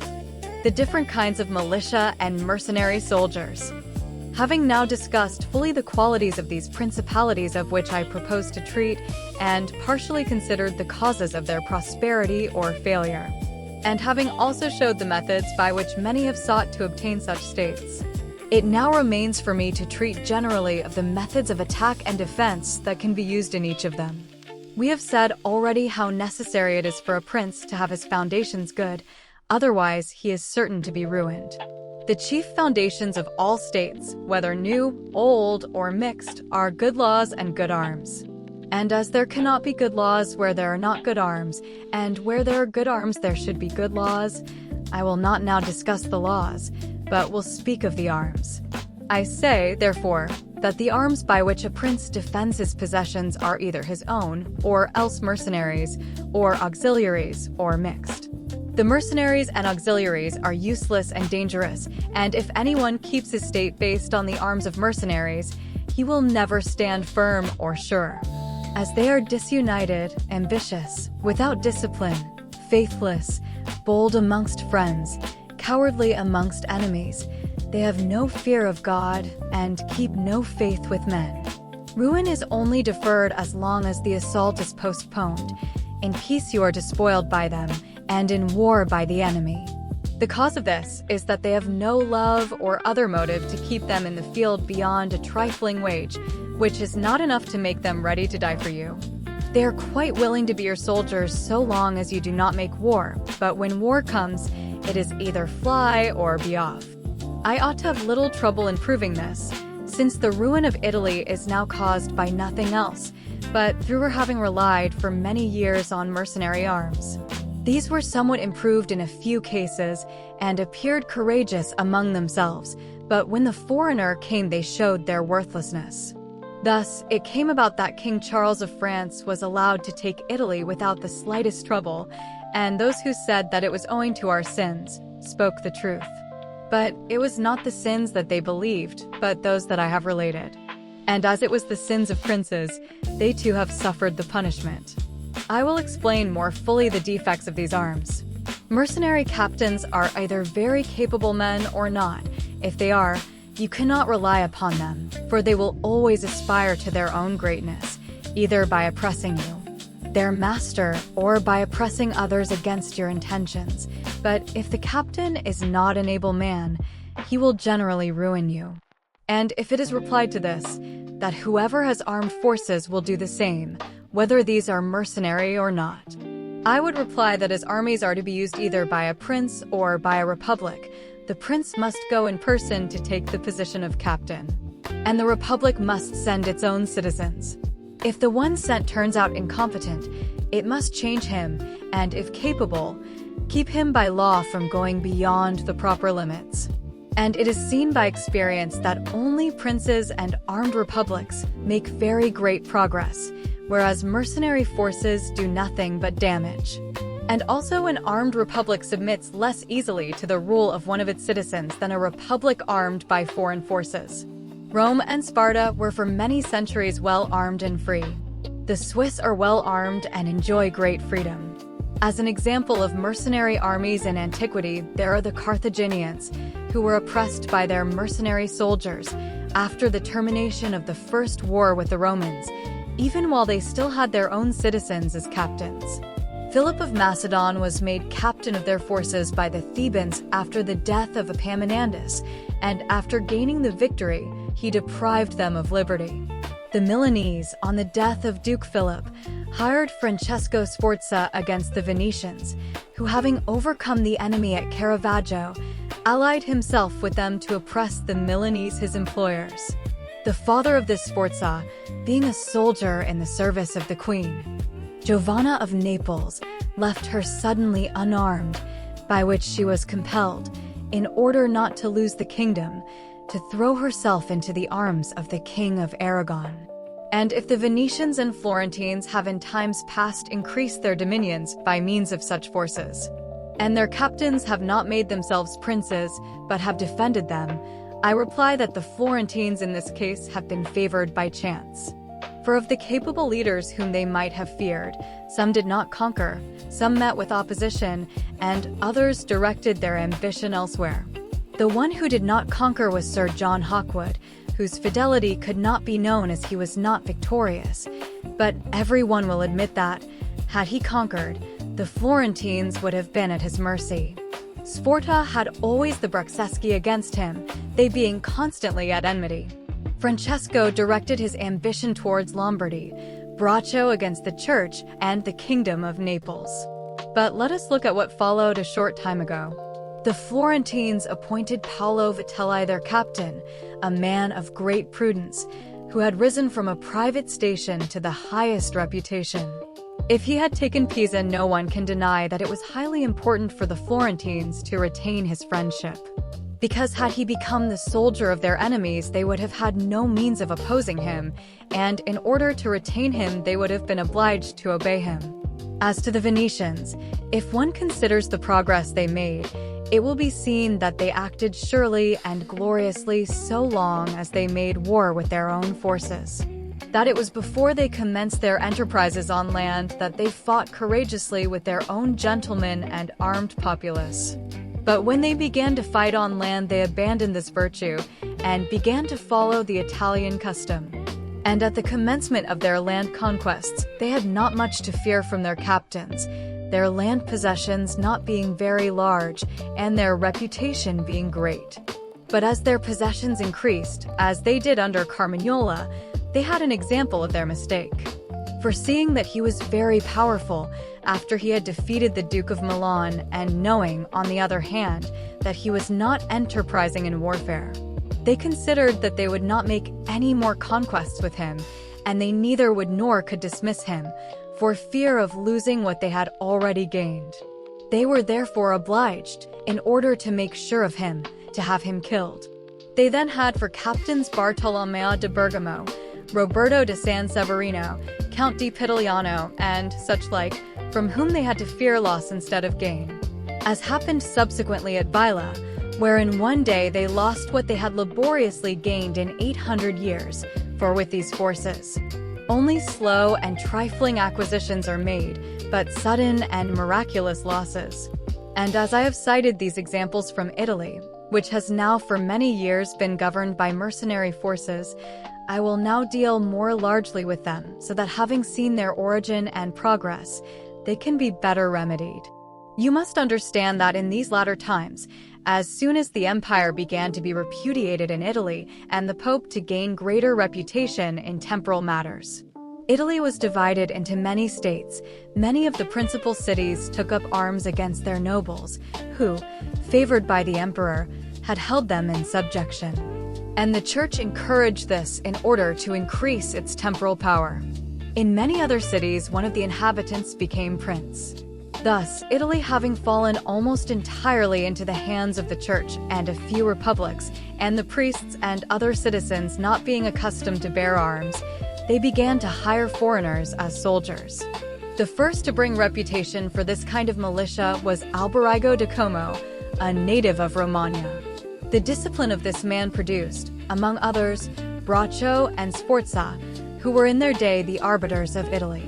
After these came all those others who up to the present day have commanded the armies of Italy, and the result of their prowess has been that Italy has been overrun by Charles, preyed on by Louis, tyrannized over by Ferrando, and insulted by the Swiss. The system adopted by them was, in the first place, to increase their own reputation by discrediting the infantry. They did this because, as they had no country and lived on their earnings, a few foot soldiers did not augment their reputation. And they could not maintain a large number, and therefore they restricted themselves almost entirely to cavalry, by which with a smaller number they were well paid and honored. They reduced things to such a state that in an army of 20,000 soldiers there were not 2,000 foot. They had also used every means to spare themselves and the soldiers any hardship or fear by not killing each other in their encounters, but taking prisoners without a blow. They made no attacks on fortifications by night, and those in the fortifications did not attack the tents at night. They made no stockades on ditches round their camps, and did not take the field in winter. All these things were permitted by their military rules, and adopted, as we have said, to avoid trouble and danger, so that they have reduced Italy to slavery and degradation. Chapter 13. Of Auxiliary, Mixed, and Native Troops. Auxiliary forces, which are the other kind of useless forces, are when one calls on a potentate to come and aid one with his troops, as was done in recent times by Julius, who, seeing the wretched failure of his mercenary forces in his Ferrara enterprise, had recourse to auxiliaries and arranged with Ferrando, King of Spain, that he should help him with his armies. These forces may be good in themselves, but they are always dangerous for those who borrow them. For if they lose, you are defeated, and if they conquer, you remain their prisoner. And although ancient history is full of examples of this, I will not depart from the example of Pope Julius II, which is still fresh. Nothing could be less prudent than the course he adopted, for, wishing to take Ferrara, he put himself entirely into the power of a foreigner. But by good fortune there arose a third cause which prevented him reaping the effects of his bad choice, for when his auxiliaries were beaten at Ravenna, the Swiss rose up and drove back the victors, against all expectation of himself or others, so that he was not taken prisoner by the enemy which had fled, nor by his own auxiliaries, having conquered by other arms than theirs. The Florentines, being totally disarmed, hired 10,000 Frenchmen to attack Pisa, by which measure they ran greater risk than at any period of their struggles. The Emperor of Constantinople, to oppose his neighbors, put 10,000 Turks into Greece, who after the war would not go away again, which was the beginning of the servitude of Greece to the infidels. Anyone, therefore, who wishes not to conquer, would do well to use these forces, which are much more dangerous than mercenaries, as with them ruin is complete. For they are all united, and owe obedience to others, whereas with mercenaries, when they have conquered, it requires more time and a good opportunity for them to injure you, as they do not form a single body and have been engaged and paid by you. Therefore, a third party that you have made leader cannot at once acquire enough authority to be able to injure you. In a word, the greatest dangers with mercenaries lies in their cowardice and reluctance to fight, but with auxiliaries the danger lies in their courage. A wise prince, therefore, always avoids these forces and has recourse to his own, and would prefer rather to lose with his own men than conquer with the forces of others, not deeming it a true victory which is gained by foreign arms. I never hesitate to cite the example of Cesare Borgia and his actions. This duke entered Romagna with auxiliary troops, leading forces composed entirely of French soldiers, and with these he took Imola and Forli, but as they seemed unsafe, he had recourse to mercenaries, and hired the Orsini and Vitelli. Afterwards, finding these uncertain to handle, unfaithful and dangerous, he suppressed them, and relied upon his own men. And the difference between these forces can be easily seen if one considers the difference between the reputation of the Duke when he had only the French, when he had the Orsini and Vitelli, and when he had to rely on himself and his own soldiers.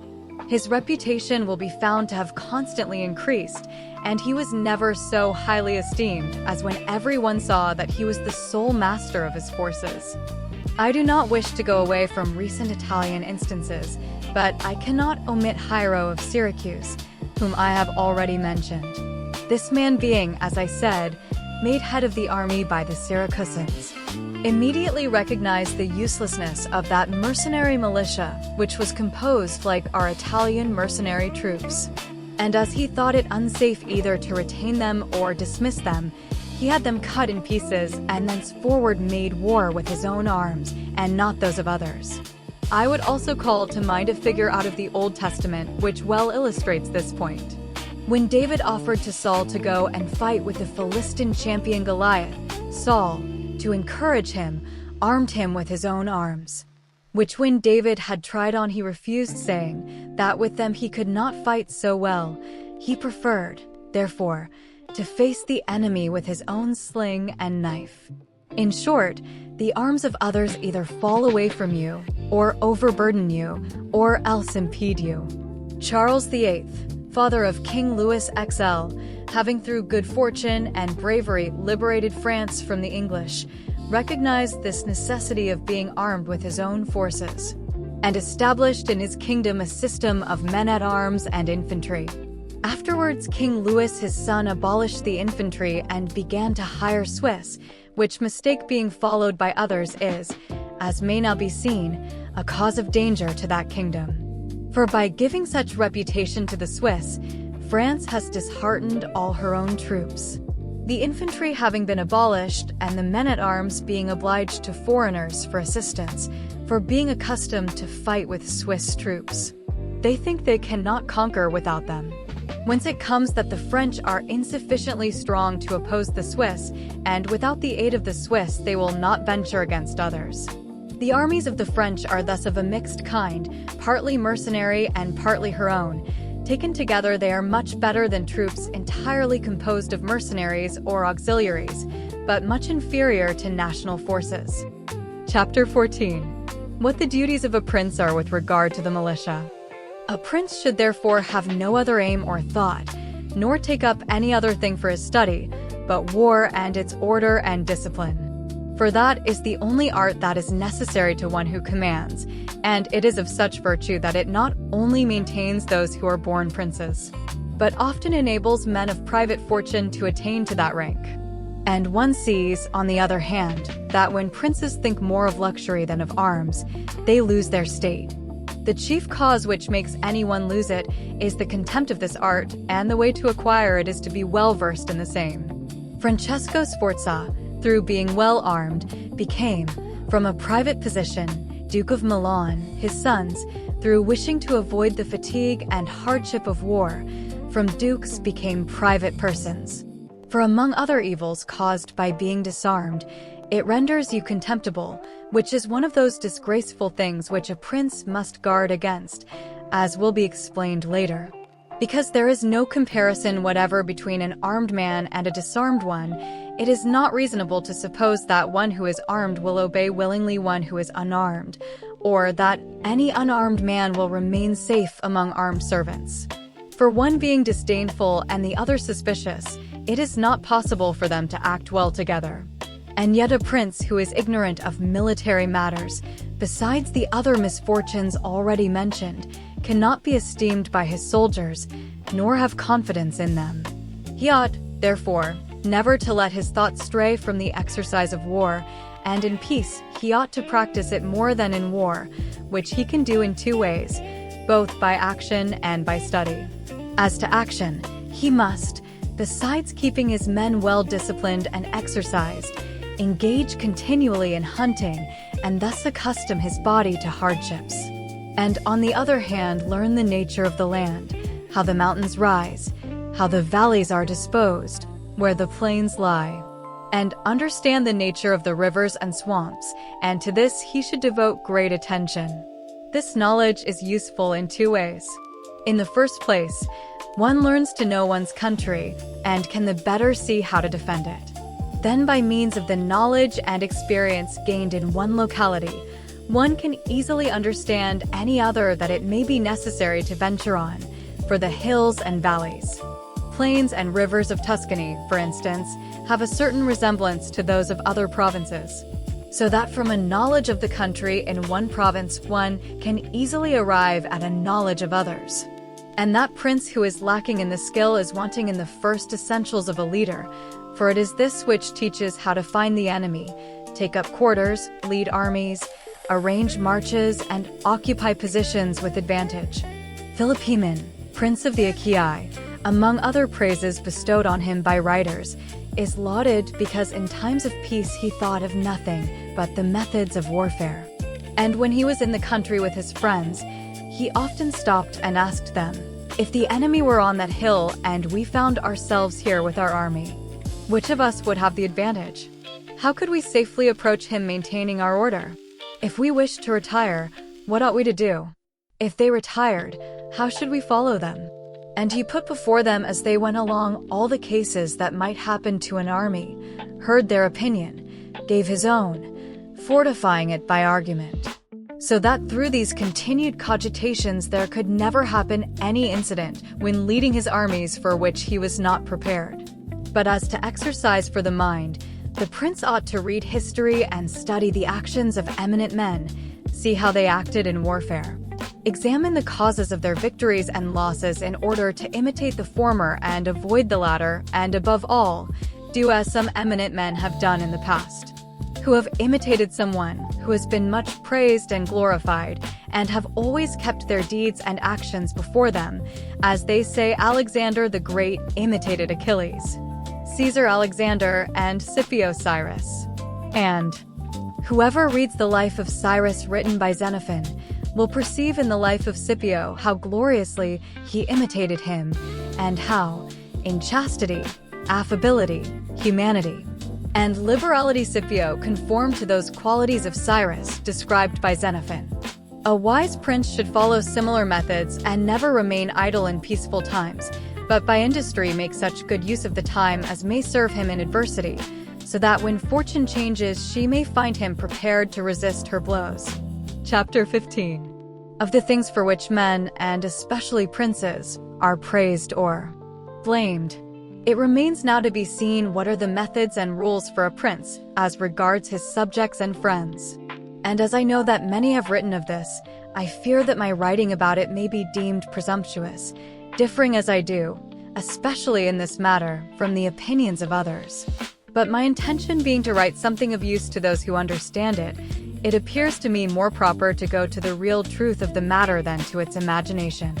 And many have imagined republics and principalities which have never been seen or known to exist in reality, for how we live is so far removed from how we ought to live, that he who abandons what is done for what ought to be done will rather learn to bring about his own ruin than his preservation. A man who wishes to make a profession of goodness in everything must necessarily come to grief among so many who are not good. Therefore, it is necessary for a prince who wishes to maintain himself to learn how not to be good, and to use it and not use it according to the necessity of the case. Leaving on one side then those things which concern only an imaginary prince, and speaking of those that are real, I state that all men, when spoken of, and especially princes, who are placed at a greater height, are noted for some of those qualities which bring them either praise or blame.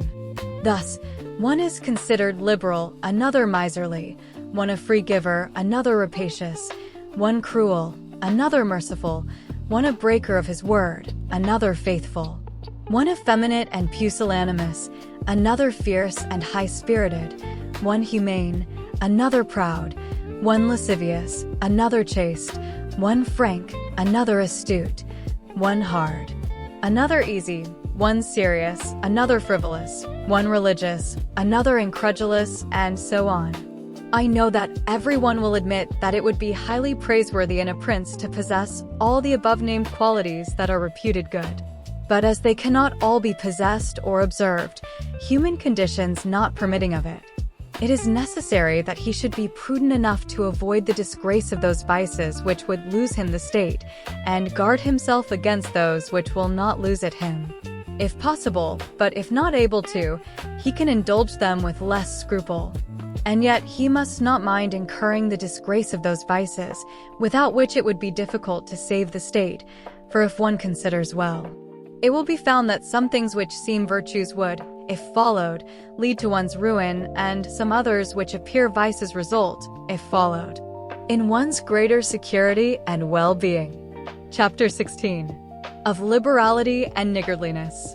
Beginning now with the first qualities above named, I say that it would be well to be considered liberal. Nevertheless, liberality used in such a way that you are not feared will injure you, because if used virtuously and in the proper way, it will not be known, and you will not incur the disgrace of the contrary vice. But one who wishes to obtain the reputation of liberality among men must not omit every kind of sumptuous display, and to such an extent that a prince of this character will consume by such means all his resources, and will be at last compelled, if he wishes to maintain his name for liberality, to impose heavy charges on his people, become an extortioner, and do everything possible to obtain money. This will make his subjects begin to hate him, and he will be little esteemed being poor, so that having by this liberality injured many and benefited but few, he will feel the first little disturbance and be endangered by every accident. If he recognizes this and wishes to change his system, he incurs at once the charge of niggardliness. A prince, therefore, not being able to exercise this virtue of liberality without risk if it is known, must not, if he is prudent, object to be called miserly. In course of time, he will be thought more liberal, when it is seen that by his parsimony his revenue is sufficient, that he can defend himself against those who make war on him, and undertake enterprises without burdening his people, so that he is really liberal to all those from whom he does not take, who are infinite in number, and niggardly to all to whom he does not give, who are few. In our times we have seen nothing great done except by those who have been esteemed niggardly. The others have all been ruined. Pope Julius II, although he had made use of a reputation for liberality in order to attain the papacy, did not seek to retain it afterwards, so that he might be able to make war on the King of France, and he earned on so many wars without imposing an extraordinary tax, because his extra expenses were covered by the parsimony he had so long practiced. The present King of Spain, if he had been thought liberal, would not have engaged in and won so many enterprises. For these reasons a prince must care little for the reputation of being a miser, if he wishes to avoid robbing his subjects, if he wishes to be able to defend himself, to not become poor and contemptible, and not to be forced to become rapacious. This vice of niggardliness is one of those vices which enable him to reign. If it is said that Caesar attained the empire through liberality, and that many others have reached the highest positions through being liberal or being thought so, I would reply that you are either a prince already or else on the way to become one. In the first case, this liberality is harmful. In the second, it is certainly necessary to be considered liberal. And Caesar was one of those who wished to attain the mastery over Rome, but if after attaining it he had lived and had not moderated his expenses, he would have destroyed that empire. And should anyone reply that there have been many princes who have done great things with their armies, who have been thought extremely liberal, I would answer by saying that the prince may either spend his own wealth and that of his subjects or the wealth of others. In the first case, he must be sparing, but in the second, he must not neglect to be very liberal. This liberality is very necessary to a prince who marches with his armies and lives by plunder, sacking and extorting, and is dealing with the wealth of others, for without it he would not be followed by his soldiers. And you may be very generous indeed with what is not the property of yourself or your subjects, as were Cyrus, Caesar, and Alexander. For spending the wealth of others will not diminish your reputation, but increase it. Only spending your own resources will injure you. There is nothing which destroys itself so much as liberality, for by using it you lose the power of using it, and become either poor and despicable, or, to escape poverty, rapacious and hated. And of all things that a prince must guard against, the most important are being despicable or hated, and liberality will lead you to one or other of these conditions. It is, therefore, wiser to have the name of a miser, which produces disgrace without hatred, than to incur of necessity the name of being rapacious, which produces both disgrace and hatred. Chapter 17. Of cruelty and clemency, and whether it is better to be loved or feared. Proceeding to the other qualities before named, I say that every prince must desire to be considered merciful and not cruel. He must, however, take care not to misuse this mercifulness. Cesare Borgia was considered cruel, but his cruelty had settled the Romagna, united it, and brought it peace and confidence. If this is considered a benefit, it will be seen that he was really much more merciful than the Florentine people, who, to avoid the name of cruelty, allowed Pistoia to be destroyed. A prince, therefore, must not mind incurring the charge of cruelty for the purpose of keeping his subjects united and confident, for, with a very few examples, he will be more merciful than those who, from excess of tenderness, allow disorders to arise, from whence spring murders and rapine. For these as a rule injure the whole community, while the executions carried out by the prince injure only one individual. And of all princes, it is impossible for a new prince to escape the name of cruel, new states being always full of dangers. Wherefore Virgil makes Dido excuse the inhumanity of her rule by its being new, where she says, Residential dura, et regni novitas me talia cogunt maliri, et late fines custode turi. Nevertheless, he must be cautious in believing and acting, and must not inspire fear of his own accord, and must proceed in a temperate manner with prudence and humanity, so that too much confidence does not render him incautious, and too much diffidence does not render him intolerant. From this arises the question whether it is better to be loved more than feared, or feared more than loved. The reply is that one ought to be both feared and loved, but as it is difficult for the two to go together, it is much safer to be feared than loved, if one of the two has to be wanting. For it may be said of men in general that they are ungrateful, voluble, dissemblers, anxious to avoid danger, and covetous of gain, as long as you benefit them. They are entirely yours. They offer you their blood, their goods, their life, and their children, as I have before said, when the necessity is remote, but when it approaches, they revolt.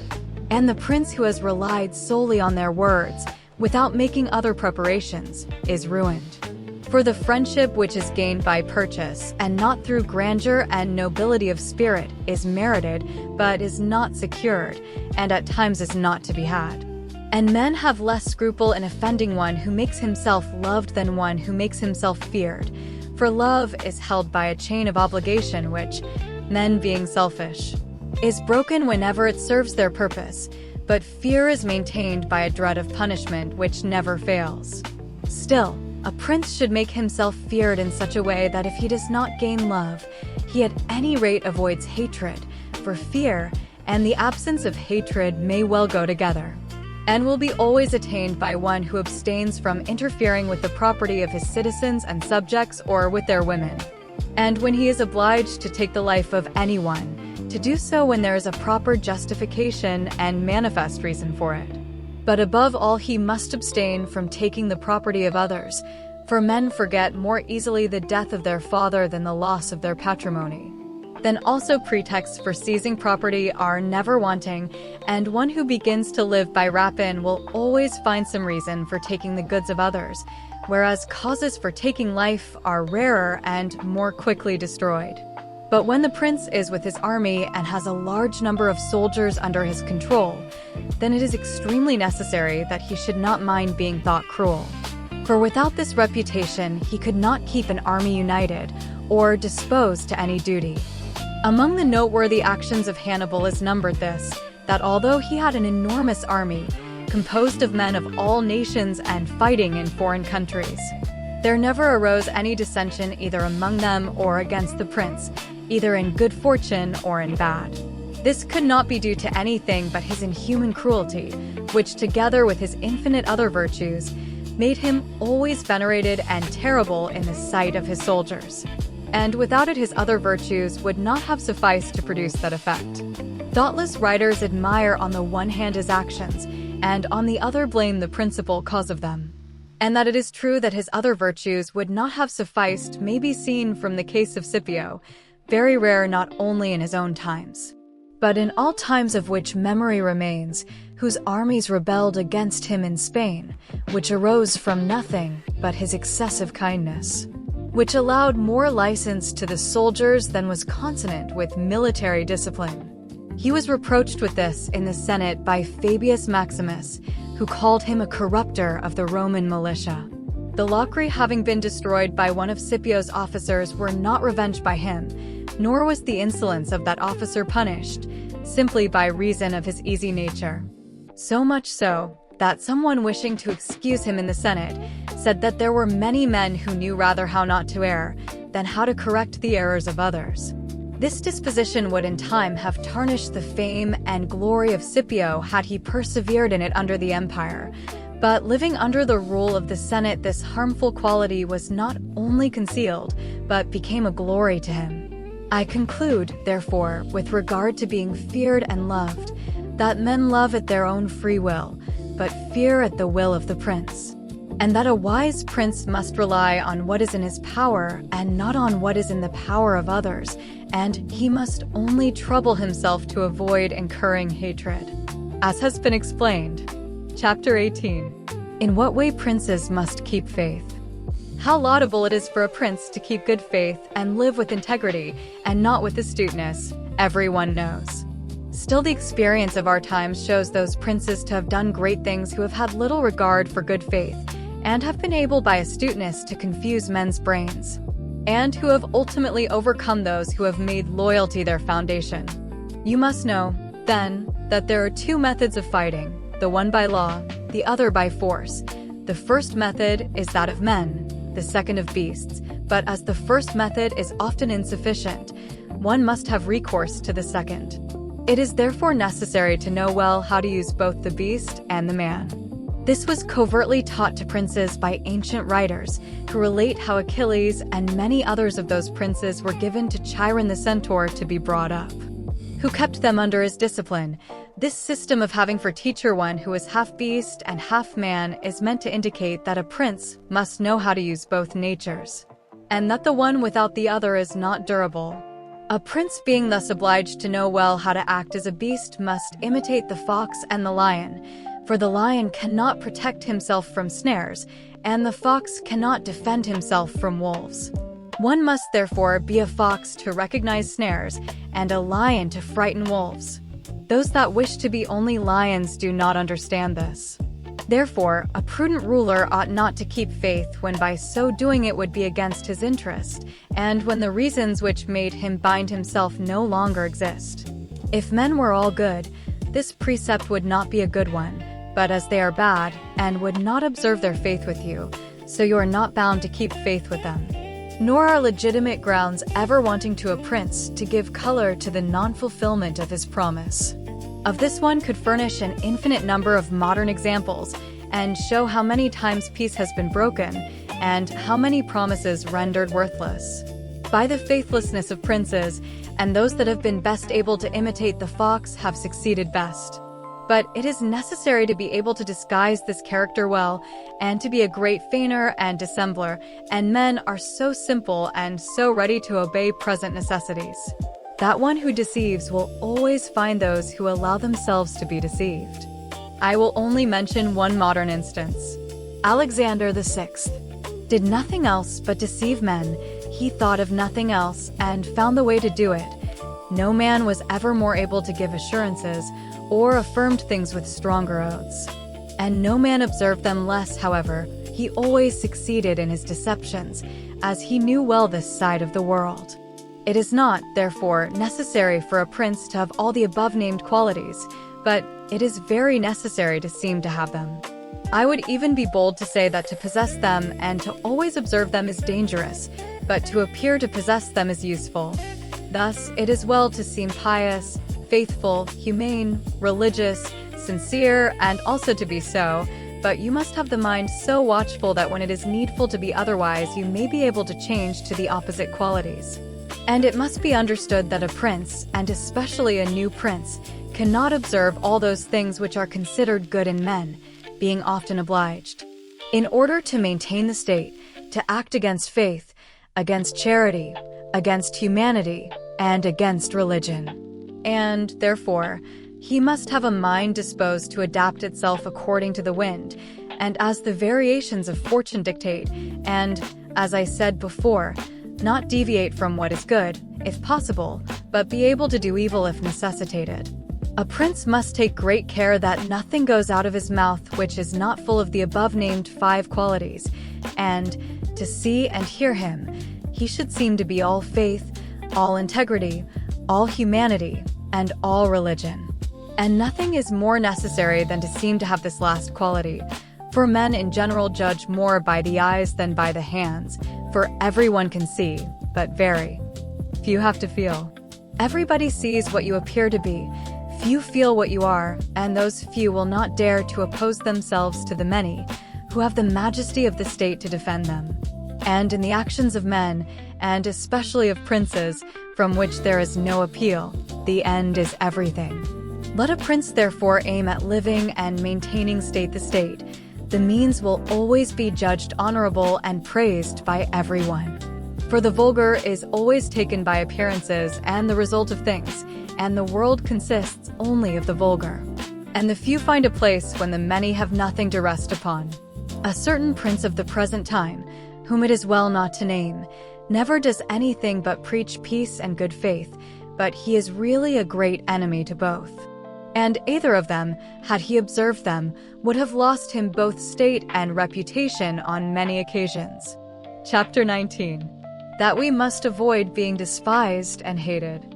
But as I have now spoken of the most important of the qualities in question, I will now deal briefly with the rest on the general principle that the prince must, as already stated, avoid those things which will make him hated or despised, and whenever he succeeds in this, he will have done his part, and will find no danger in other vices.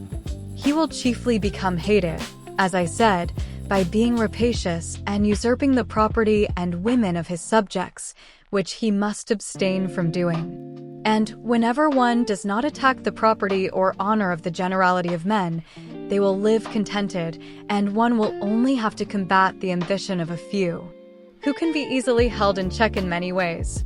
He is rendered despicable by being thought changeable, frivolous, effeminate, timid, and irresolute, which a prince must guard against as a rock of danger, and manage so that his actions show grandeur, high courage, seriousness, and strength, and as to the government of his subjects, let his sentence be irrevocable, and let him adhere to his decisions so that no one may think of deceiving him or making him change.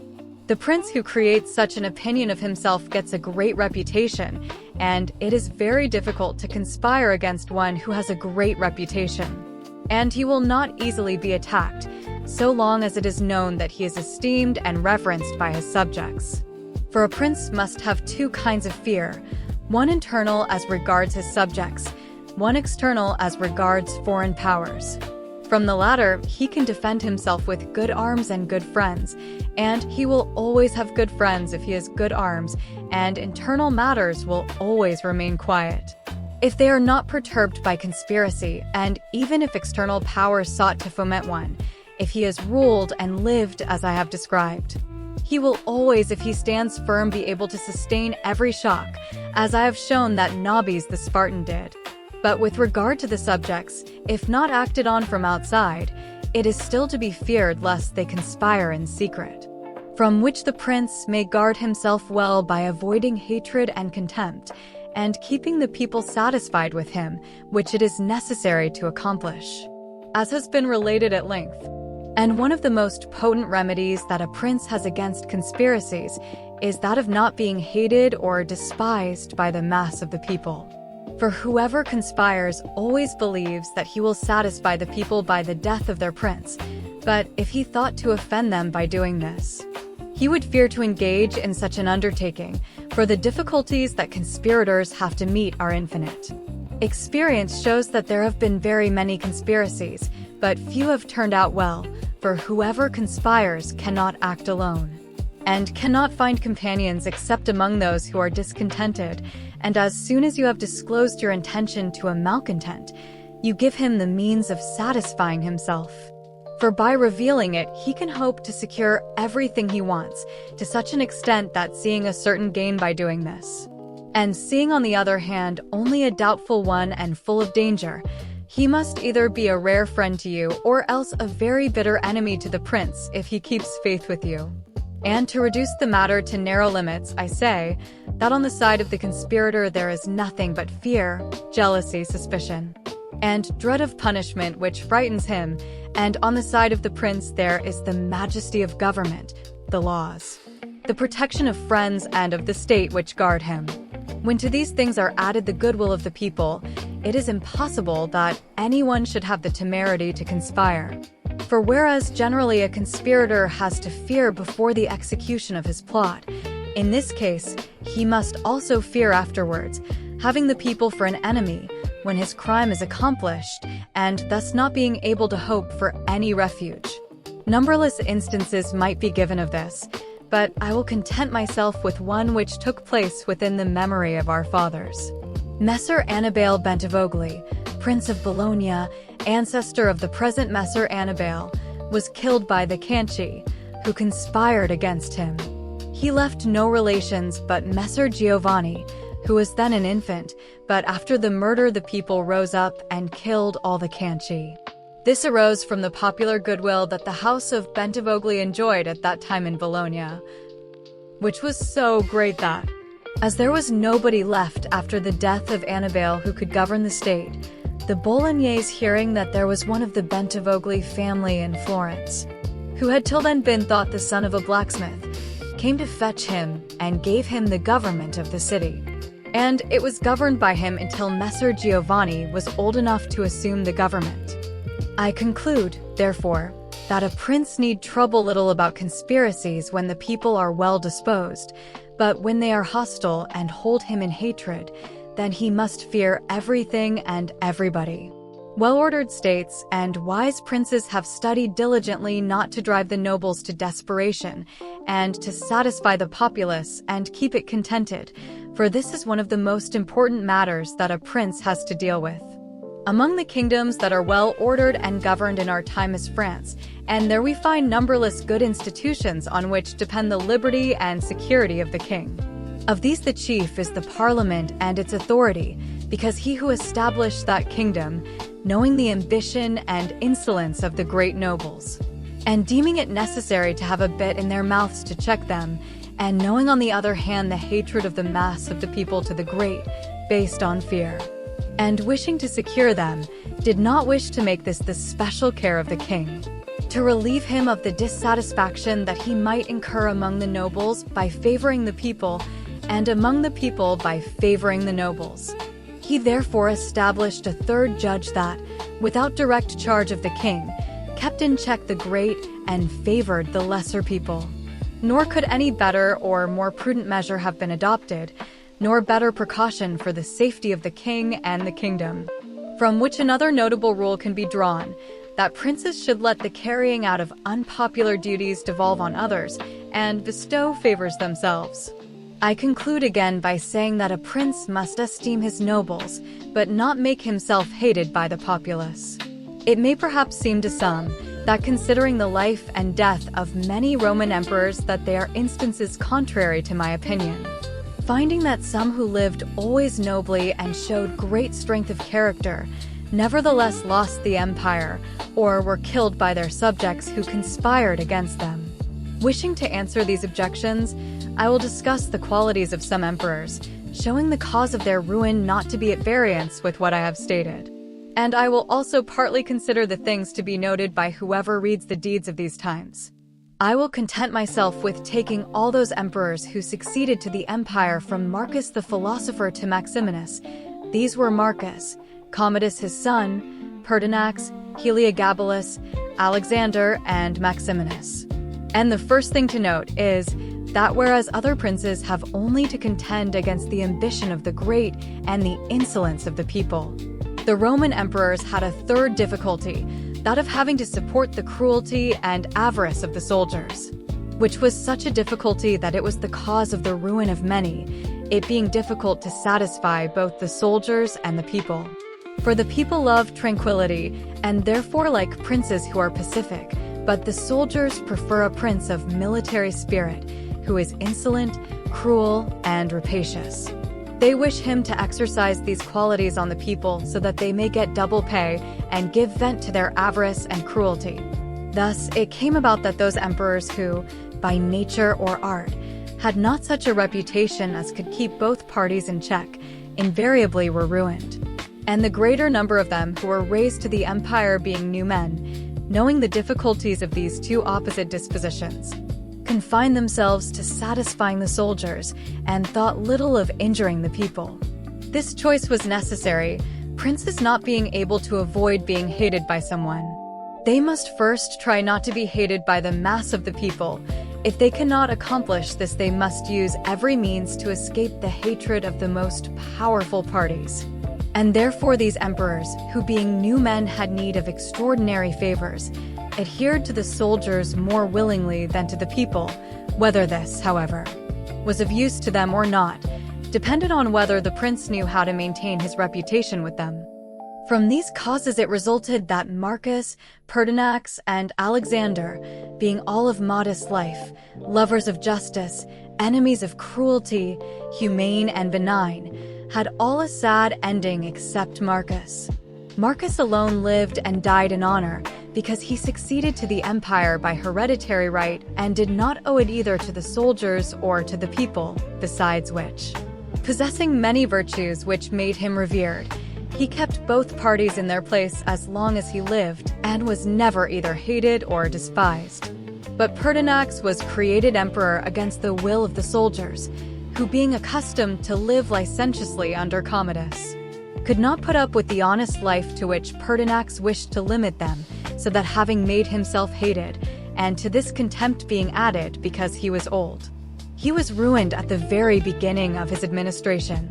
Whence it may be seen that hatred is gained as much by good works as by evil, and therefore, as I said before, a prince who wishes to maintain the state is often forced to do evil, for when that party, whether populace, soldiery, or nobles, whichever it be that you consider necessary to you for keeping your position, is corrupt, you must follow its humor and satisfy it. And in that case, good works will be inimical to you. But let us come to Alexander, who was of such goodness, that among other things for which he is praised, it is said that in the 14 years that he reigned no one was put to death by him without a fair trial. Nevertheless, being considered effeminate, and a man who allowed himself to be ruled by his mother, and having thus fallen into contempt, the army conspired against him and killed him. Looking, on the other hand, at the qualities of Commodus, Severus, Antoninus, extremely cruel and rapacious, to satisfy the soldiers there was no injury which they would not inflict on the people, and all except Severus ended badly. Severus, however, had such abilities that by maintaining the soldiers friendly to him, he was able to reign happily, although he oppressed the people. For his virtues made him so admirable in the sight both of the soldiers and the people that the latter were, as it were, astonished and stupefied, while the former were respectful and contented. As the deeds of this ruler were great for a new prince, I will briefly show how well he could use the qualities of the fox and the lion, whose natures, as I said before, it is necessary for a prince to imitate.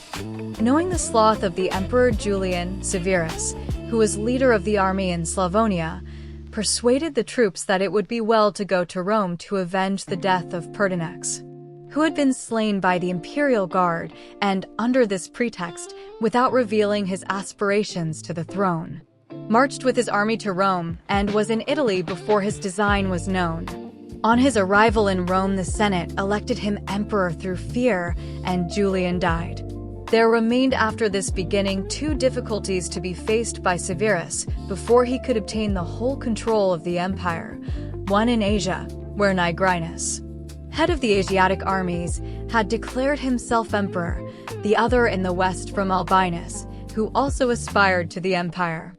And as he judged it dangerous to show himself hostile to both, he decided to attack Nigrinus and deceive Albinus, to whom he wrote that having been elected emperor by the Senate, he wished to share that dignity with him. He sent him the title of Caesar, and, by deliberation of the Senate, he was declared his colleague, all of which was accepted as true by Albinus. But when Severus had defeated and killed Nigrinus and pacified things in the east, he returned to Rome and charged Albinus in the Senate with having, unmindful of the benefits received from him, traitorously sought to assassinate him, and stated that he was therefore obliged to go and punish his ingratitude. He then went to France to meet him, and there deprived him of both his position and his life. Whoever examines in detail the actions of Severus will find him to have been a very ferocious lion and an extremely astute fox, and will see him to have been feared and respected by all and not hated by the army, and will not be surprised that he, a new man, should have been able to hold the empire so well, since his great reputation defended him always from that hatred that his rapacity might have produced in the people. But Antoninus's son was also a man of great ability and possessed qualities that rendered him admirable in the sight of the people and also made him popular with the soldiers. For he was a military man, capable of enduring the most extreme hardships, disdainful of delicate food, and every other luxury, which made him loved by all the armies. However, his ferocity and cruelty were so great and unheard of through his having, after executing many private individuals, caused a large part of the population of Rome and all that of Alexandria to be killed, that he became hated by all the world and began to be feared by those about him to such an extent that he was finally killed by a centurion in the midst of his army. Whence it is to be noted that this kind of death, which proceeds from the deliberate action of a determined man, cannot be avoided by princes, since anyone who does not fear death himself can inflict it, but a prince need not fear much on this account, as such actions are extremely rare. He must only guard against committing any grave injury to anyone he makes use of, or has about him for his service, like Antoninus had done, having caused the death with contumely of the brother of that centurion, and also threatened him every day, although he still retained him in his bodyguard, which was a foolish and dangerous thing to do, as the fact proved. But let us come to Commodus, who might easily have kept the empire, having succeeded to it by heredity, being the son of Marcus. And it would have sufficed for him to follow in the steps of his father to have satisfied both the people and the soldiers. But being of a cruel and bestial disposition, in order to be able to exercise his rapacity on the people, he sought to amuse the soldiers and render them licentious. On the other hand, by not maintaining his dignity, by often descending into the theater to fight with gladiators and committing other contemptible actions, little worthy of the imperial dignity, he became despicable in the eyes of the soldiers, and being hated on the one hand and despised on the other, he was conspired against and killed. There remains to be described the character of Maximinus. He was an extremely warlike man, and as the armies were annoyed with the effeminacy of Alexander, which we have already spoken of, he was after the death of the latter elected emperor. He did not enjoy it for long, as two things made him hated and despised. The one his base origin, as he had been a shepherd in Thrace, which was generally known and caused great disdain on all sides. The other, because he had at the commencement of his rule deferred going to Rome to take possession of the imperial see, and had obtained a reputation for great cruelty, having through his prefects in Rome and other parts of the empire committed many acts of cruelty. The whole world being thus moved by indignation for the baseness of his blood, and also by the hatred caused by fear of his ferocity, he was conspired against first by Africa and afterwards by the Senate and all the people of Rome and Italy. His own army also joined them, for besieging Aquileia and finding it difficult to take, they became enraged at his cruelty, and seeing that he had so many enemies, they feared him less and put him to death. I will not speak of Heliogabalus, of Macrinus, or Julian, who being entirely contemptible were immediately suppressed. But I will come to the conclusion of this discourse by saying that the princes of our time have less difficulty than these of being obliged to satisfy in an extraordinary degree their soldiers in their states. For although they must have a certain consideration for them, yet it is soon settled. For none of these princes have armies that are inextricably bound. up with the administration of the government and the rule of their provinces, as were the armies of the Roman Empire. And therefore, if it was then necessary to satisfy the soldiers rather than the people, it was because the soldiers could do more than the people now. It is more necessary to all princes, except the Turk and the Soldan, to satisfy the people than the soldiers, for the people can do more than the soldiers. I accept the Turk because he always keeps about him 12,000 infantry and 15,000 cavalry, on which depend the security and strength of his kingdom. And it is necessary for him to postpone every other consideration of the people to keep them friendly. It is the same with the kingdom of the Soldan, which being entirely in the hands of the soldiers, he is bound to keep their friendship regardless of the people. And it is to be noted that this state of the Soldan is different from that of all other princes, being similar to the Christian pontificate, which cannot be called either a hereditary kingdom or a new one, for the sons of the dead prince are not his heirs, but he who is elected to that position by those who have authority. And as this order is ancient, it cannot be called a new kingdom, there being none of these difficulties which exist in new ones, as although the prince is new, the rules of that state are old and arranged to receive him as if he were their hereditary lord. But returning to our matter, I say that whoever studies the preceding argument will see that either hatred or contempt were the causes of the ruin of the emperors named, and will also observe how it came about that, some of them acting in one way and some in another. In both ways there were some who had a fortunate and others an unfortunate ending. As Pertinax and Alexander were both new rulers, it was useless and injurious for them to try and imitate Marcus, who was a hereditary prince, and similarly with Caracalla. Commodus and Maximinus, it was pernicious for them to imitate Severus, as they had not sufficient ability to follow in his footsteps.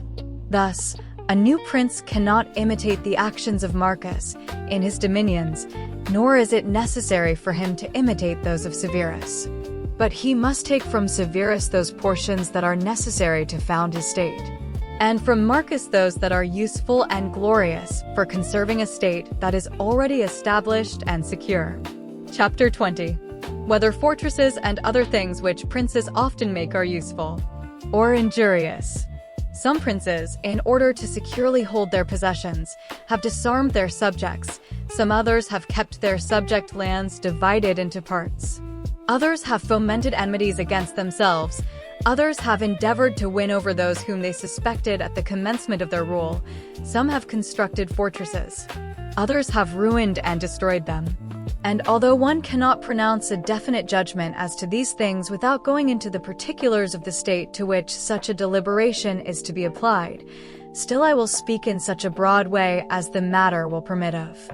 A new prince has never been known to disarm his subjects. On the contrary, when he has found them disarmed, he has always armed them, for by arming them these arms become your own. Those that you suspected become faithful, and those that were faithful remain so, and from being merely subjects become your partisans. And since all the subjects cannot be armed, when you benefit those that you arm, you can deal more safely with the others. And this different treatment that they notice renders your men more obliged to you. The others will excuse you, judging that those have necessarily greater merit who have greater danger and heavier duties. But when you disarm them, you commence to offend them and show that you distrust them either through cowardice or lack of confidence, and both of these opinions generate hatred against you. And as you cannot remain unarmed, you are obliged to resort to a mercenary militia, of which we have already stated the value. And even if it were good, it cannot be sufficient in number to defend you against powerful enemies and suspected subjects. But as I have said, a new prince in a new dominion always has his subjects armed. History is full of such examples. But when a prince acquires a new state as an addition to his old one, then it is necessary to disarm that state, except those who in acquiring it have sided with you. And even these one must, when time and opportunity serve, render weak and effeminate, and arrange things so that all the arms of the new state are in the hands of your own soldiers who in your old state live near you. Our forefathers and those who were esteemed wise used to say that it was necessary to hold Pistoia by means of Factius and Pisa with fortresses. And for this purpose, they fomented differences among their subjects in some town in order to possess it more easily. This, in those days when Italy was fairly divided, was doubtless well done, but does not seem to me to be a good precept for the present time. For I do not believe that the divisions thus created ever do any good. On the contrary, it is certain that when the enemy approaches, the cities thus divided will be at once lost. For the weaker faction will always side with the enemy and the other will not be able to stand. The Venetians, actuated, I believe, by the aforesaid motives, cherished the Guelph and Ghibelline factions in the cities subject to them. And although they never allowed them to come to bloodshed, they yet encouraged these differences among them, so that the citizens, being occupied in their own quarrels, might not act against them. This, however, did not avail them anything, as was seen when, after the defeat of Vila, a part of those subjects immediately took courage and took from them the whole state. Such methods, besides, argue weakness in a prince, for in a strong government such dissensions will never be permitted. They are profitable only in time of peace, as by means of them it is easy to manage one's subjects, but when it comes to war, the fallacy of such a policy is at once shown. Without doubt, princes become great when they overcome difficulties and opposition, and therefore fortune, especially when it wants to render a new prince great. Who has greater need of gaining a great reputation than a hereditary prince, raises up enemies and compels him to undertake wars against them, so that he may have cause to overcome them, and thus raise himself higher by means of that ladder which his enemies have brought him. There are many who think therefore that a wise prince ought, when he has the chance, to foment astutely some enmity, so that by suppressing it he will augment his greatness. Princes, and especially new ones, have found more faith and more usefulness in those men, whom at the beginning of their power they regarded with suspicion, than in those they at first confided in. Pandolfo Petrucci, Prince of Siena, governed his state more by those whom he suspected than by others. But of this we cannot speak at large, as it varies according to the subject. I will merely say that these men who at the beginning of a new government were enemies, if they are of a kind to need support to maintain their position, can be very easily gained by the prince. And they are the more compelled to serve him faithfully as they know they must by their deeds cancel the bad opinion previously held of them. And thus the prince will always derive greater help from them than from those who, serving him with greater security, neglect his interest. And as the matter requires it, I will not omit to remind a prince who has newly taken a state with the secret help of its inhabitants, that he must consider well the motives that have induced those who have favored him to do so, and if it is not natural affection for him, but only because they were not contented with the state as it was, he will have great trouble and difficulty in maintaining their friendship, because it will be impossible for him to content them. And on well examining the cause of this in the examples drawn from ancient and modern times, it will be seen that it is much easier to gain the friendship of those men who were contented with the previous condition and were therefore at first enemies, than that of those who, not being contented, became his friends and helped him to occupy it. It has been the custom of princes, in order to be able to hold securely their state, to erect fortresses as a bridle and bit to those who have designs against them, and in order to have a secure refuge against a sudden assault. I approve this method, because it was anciently used. Nevertheless, Messer Niccolò Vitelli has been seen in our own time to destroy 2 fortresses in Città di Castello in order to keep that state. Guido Baldo, Duke of Urbino, on returning to his dominions from which he had been driven by Cesare Borgia, razed to their foundations all the fortresses of that province, and considered that without them it would be more difficult for him to lose again the state. The Bentivogli, in returning to Bologna, used similar measures. Therefore, fortresses may or may not be useful according to the times. If they do good in one way, they do harm in another.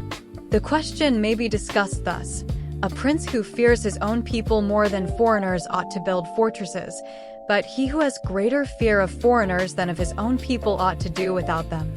The castle of Milan, built by Francesco Sforza, has given and will give more trouble to the house of Sforza than any other disorder in that state.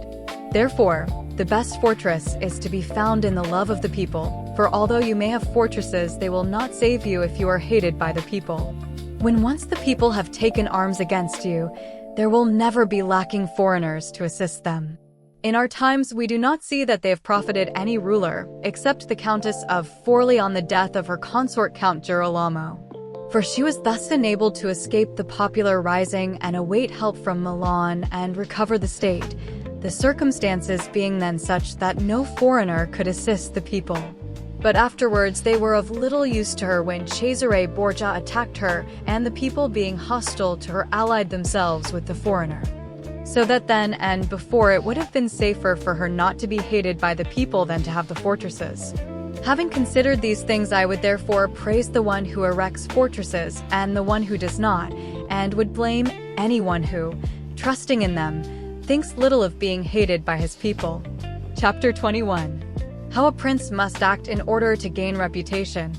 Nothing causes a prince to be so much esteemed as great enterprises and setting a rare example. We have in our own day Ferdinand, King of Aragon, at present King of Spain. He may almost be termed a new prince, because from a weak king he has become for fame and glory the first king in Christendom, and if you regard his actions you will find them all very great, and some of them extraordinary. At the beginning of his reign he assailed Granada, and that enterprise was the foundation of his state. At first, he did it leisurely and without fear of being interfered with.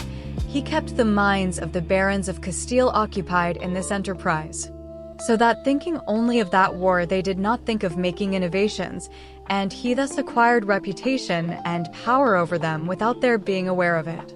He was able with the money of the church and the people to maintain his armies, and by that long war lay the foundations of his military power, which afterwards has made him famous. Besides this, to be able to undertake greater enterprises, and always under the pretext of religion, he had recourse to a pious cruelty, driving out the Moors from his kingdom and despoiling them. No more admirable or rare example can be found. He also attacked under the same pretext Africa, undertook his Italian enterprise, and has lately attacked France, so that he has continually contrived great things, which have kept his subjects' minds uncertain and astonished, and occupied in watching their result. And these actions have arisen one out of the other, so that they have left no time for men to settle down and act against him. It is also very profitable for a prince to give some rare examples of himself in the internal administration, like those related of Messer Bernabo of Milan. When it happens that someone does something extraordinary, either good or evil, in civil life, and to take a means of rewarding or punishing him, which will be much talked about. And above all, a prince must endeavor in every action to obtain fame for being great and excellent. A prince is further esteemed when he is a true friend or a true enemy, when, that is, he declares himself without reserve in favor of someone against another. This policy is always more useful than remaining neutral. For if two neighboring powers come to blows, they are either such that if one wins, you will have to fear the victor or else not. In either of these two cases, it will be better for you to declare yourself openly and make war, because in the first case, if you do not declare yourself, you will fall a prey to the victor, to the pleasure and satisfaction of the one who has been defeated, and you will have no reason nor anything to defend you and nobody to receive you. For whoever wins will not desire friends whom he suspects and who do not help him when in trouble, and whoever loses will not receive you as you did not take up arms to assist his cause. Antiochus went to Greece, being sent by the Aetoli to expel the Romans.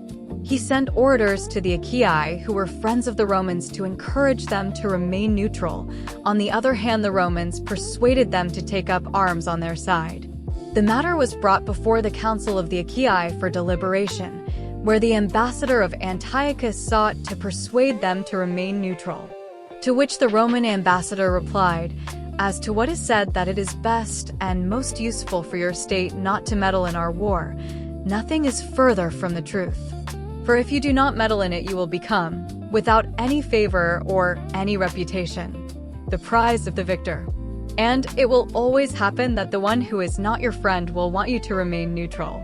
and the one who is your friend will require you to declare yourself by taking arms. Irresolute princes, to avoid present dangers, usually follow the way of neutrality and are mostly ruined by it.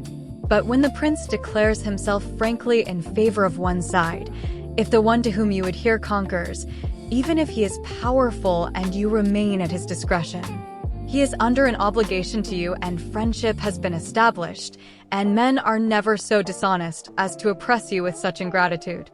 Moreover, victories are never so prosperous that the victor does not need to have some scruples, especially as to justice. But if he to whom you adhere loses, you are sheltered by him, and so long as he can, he will assist you. You become the companion of a fortune which may rise again. In the second case, when those who fight are such that you have nothing to fear from the victor, it is still more prudent on your part to adhere to one.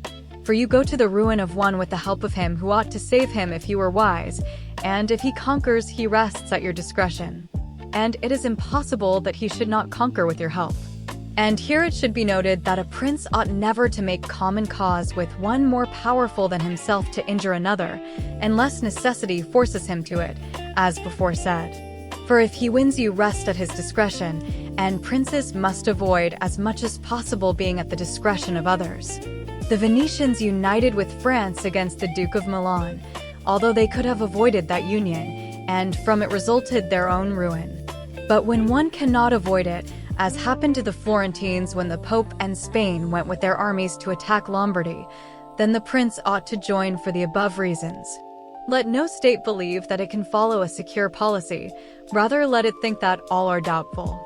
This is found in the nature of things, that one never tries to avoid one difficulty without running into another, but prudence consists in being able to know the nature of the difficulties and taking the least harmful as good. A prince must also show himself a lover of merit and honor those who excel in every art. Moreover, he must encourage his citizens to follow their callings quietly, whether in commerce or agriculture or any other trade that men follow, so that this one shall not refrain from improving his possessions through fear that they may be taken from him, and that one from starting a trade for fear of taxes. But he should offer rewards to whoever does these things, and to whoever seeks in any way to improve his city or state. Besides this, he ought, at convenient seasons of the year, to keep the people occupied with festivals and spectacles. And as every city is divided either into trades or into classes, he ought to pay attention to all these things, mingle with them from time to time, and give them an example of his humanity and magnificence, always holding firm, however, the majesty of his dignity, which must never be allowed to fan in anything whatever. Chapter 22. Of the Secretaries of Princes. The choice of a prince's ministers is a matter of no little importance. They are either good or not according to the prudence of the prince.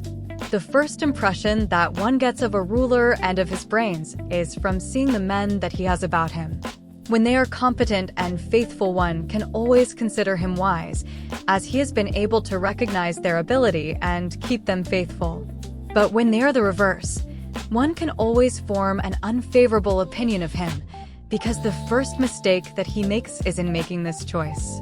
There was nobody who knew Messer Antonio de Venafro as the minister of Pandolfo Petrucci, Prince of Siena, who did not consider Pandolfo to be a very prudent man, having him for his minister. There are three different kinds of brains.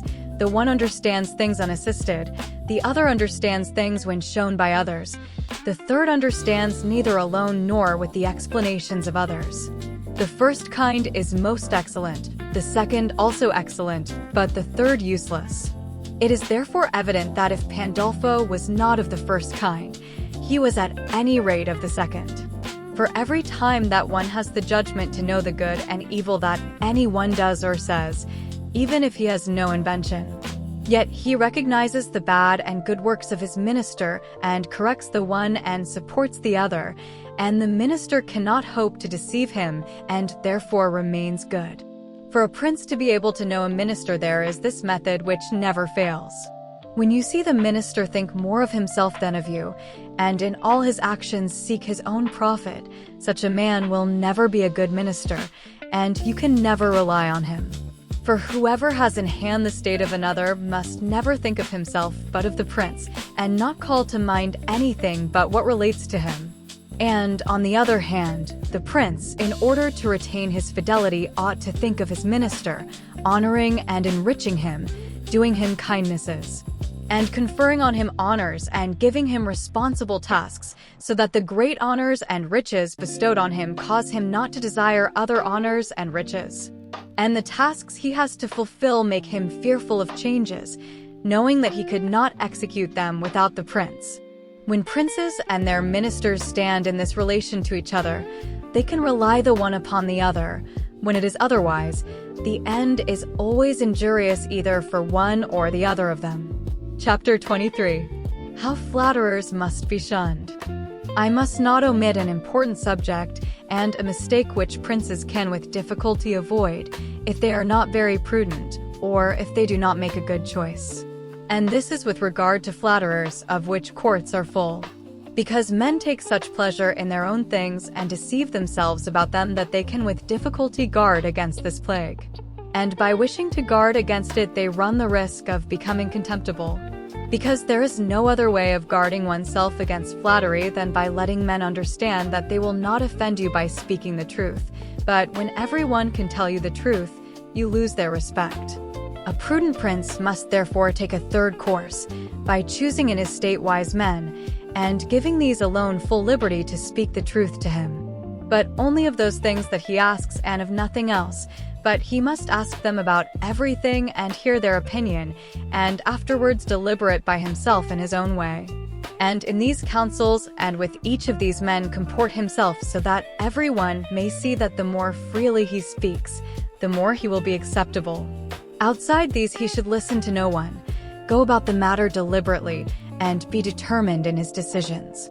Whoever acts otherwise either acts precipitately through flattery or else changes often through the variety of opinions, from which it happens that he is little esteemed. I will give a modern instance of this. Luca, a follower of Maximilian, the present emperor, speaking of his majesty, said that he never took counsel with anybody, and yet that he never did anything as he wished. This arose from his following the contrary method to the aforesaid. As the emperor is a secret man, he does not communicate his designs to anyone or take anyone's advice, but as on putting them into effect they begin to be known and discovered. They begin to be opposed by those he has about him, and he is easily diverted from his purpose. Hence, it comes to pass that what he does one day he undoes the next. No one ever understands what he wishes or intends to do, and no reliance is to be placed on his deliberations. A prince, therefore, ought always to take counsel, but only when he wishes, not when others wish. On the contrary, he ought to discourage absolutely attempts to advise him unless he asks it, but he ought to be a great asker, and a patient hearer of the truth about those things which he has inquired of. Indeed, if he finds that anyone has scruples in telling him the truth, he should be angry. And since some think that a prince who gains the reputation of being prudent is so considered, not by his nature, but by the good counselors he has about him, they are undoubtedly deceived. It is an infallible rule that a prince who is not wise himself cannot be well advised, unless by chance he left himself entirely in the hands of one man who ruled him in everything, and happened to be a very prudent man. In this case, he may doubtless be well governed, but it would not last long, for that governor would in a short time deprive him of the state, but by taking counsel with many. A prince who is not wise will never have united counsels, and will not be able to unite them for himself. The counselors will all think of their own interests, and he will be unable either to correct or to understand them. And it cannot be otherwise, for men will always be false to you unless they are compelled by necessity to be true. Therefore, it must be concluded that wise counsels, from whoever they come, must necessarily be due to the prudence of the prince, and not the prudence of the prince to the good counsels received. Chapter 24. Why the princes of Italy have lost their states. The before-mentioned things, if prudently observed, make a new prince seem ancient, and render him at once more secure and firmer in the state than if he had been established there of old. For a new prince is much more observed in his actions than a hereditary one, and when these are recognized as virtuous, he gains men more, and they are more bound to him than if he were of the ancient blood. For men are much more taken by present than by past things, and when they find themselves well off in the present, they enjoy it and seek nothing more. On the contrary, they will do all they can to defend him, so long as the prince is not in other things wanting to himself. And thus he will have the double glory of having founded a new realm and adorned it, and fortified it with good laws, good arms, good friends, and good examples. As he will have double shame who is born a prince and through want of prudence has lost it. And if one considers those rulers who have lost their position in Italy in our days, such as the King of Naples, the Duke of Milan, and others, one will find in them first a common defect as to their arms, for the reasons discussed at length. Then we observe that some of them either had the people hostile to them, or that if the people were friendly, they were not able to make sure of the nobility, for without these defects, states are not lost that have enough strength to be able to keep an army in the field. Philip of Macedon, not the father of Alexander the Great, but the one who was conquered by Titus Quintius, did not possess a great state compared to the greatness of Rome and Greece which assailed him. But being a military man and one who knew how to divert the people and make sure of the great, he was able to sustain the war against them for many years. And if at length he lost his power over several cities, he was still able to keep his kingdom. Therefore, those of our princes who had held their possessions for many years must not accuse fortune for having lost them, but rather their own negligence. For having never in quiet times considered that things might change, as it is a common fault of men not to reckon on storms, in fair weather, when adverse times came, they only thought of fleeing from them, instead of defending themselves, and hoped that the people, enraged by the insolence of the conquerors, would recall them. This measure, when others are wanting, is good, but it is very bad to have neglected the other remedies for that one, for nobody would desire to fall because he believed that he would then find someone to pick him up. This may or may not take place, and if it does, it is not with safety to you, as that defense is known to be cowardly and not to be depended on, and only those defenses are good, certain and durable, which depend only on yourself and your own ability. Chapter 25. How much fortune can do in human affairs, and how it may be opposed. It is not unknown to me how many have been and are of opinion that worldly events are so governed by fortune and by God, that men cannot by their prudence change them. And that on the contrary there is no remedy whatever, and for this they may judge it to be useless to toil much about them, but let things be ruled by chance. This opinion has been more believed in our day, from the great changes that have been seen, and are daily seen, beyond every human conjecture. When I think about them at times, I am partly inclined to share this opinion. Nevertheless, that our free will may not be altogether extinguished, I think it may be true that fortune is the ruler of half our actions, but that she allows the other half or a little less to be governed by us. I would compare her to an impetuous river that, when turbulent, inundates the plains, ruins trees and buildings, removes earth from this side and places it on the other. Everyone flies before it, and everything yields to its fury without being able to oppose it, and yet though it is of such a kind, still when it is quiet, men can make provision against it by dams and banks, so that when it rises it will either go into a canal, or its rush will not be so wild and dangerous. It happens similarly with fortune, which shows her power where no measures have been taken to resist her, and turns her fury where she knows that no dams or barriers have been made to hold her.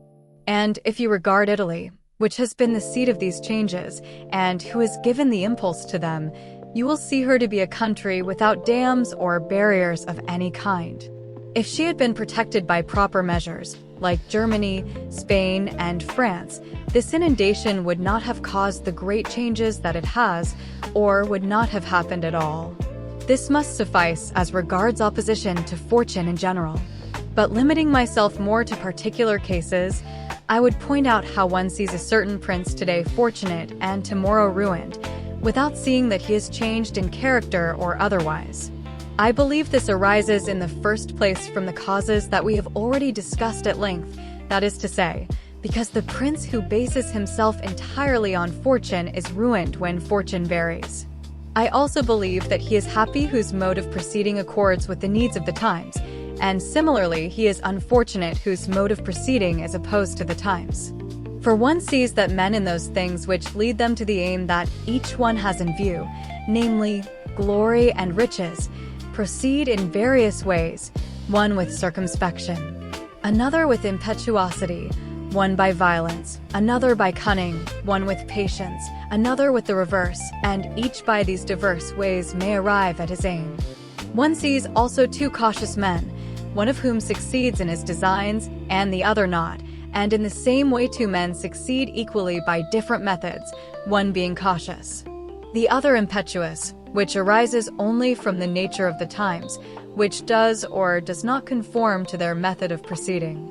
From this results, as I have said, that two men, acting differently, attain the same effect, and of two others acting in the same way, one arrives at his good and not the other. From this depend also the changes in fortune, for if it happens that time and circumstances are favorable to one who acts with caution and prudence, he will be successful. But if time and circumstances change, he will be ruined, because he does not change his mode of proceeding.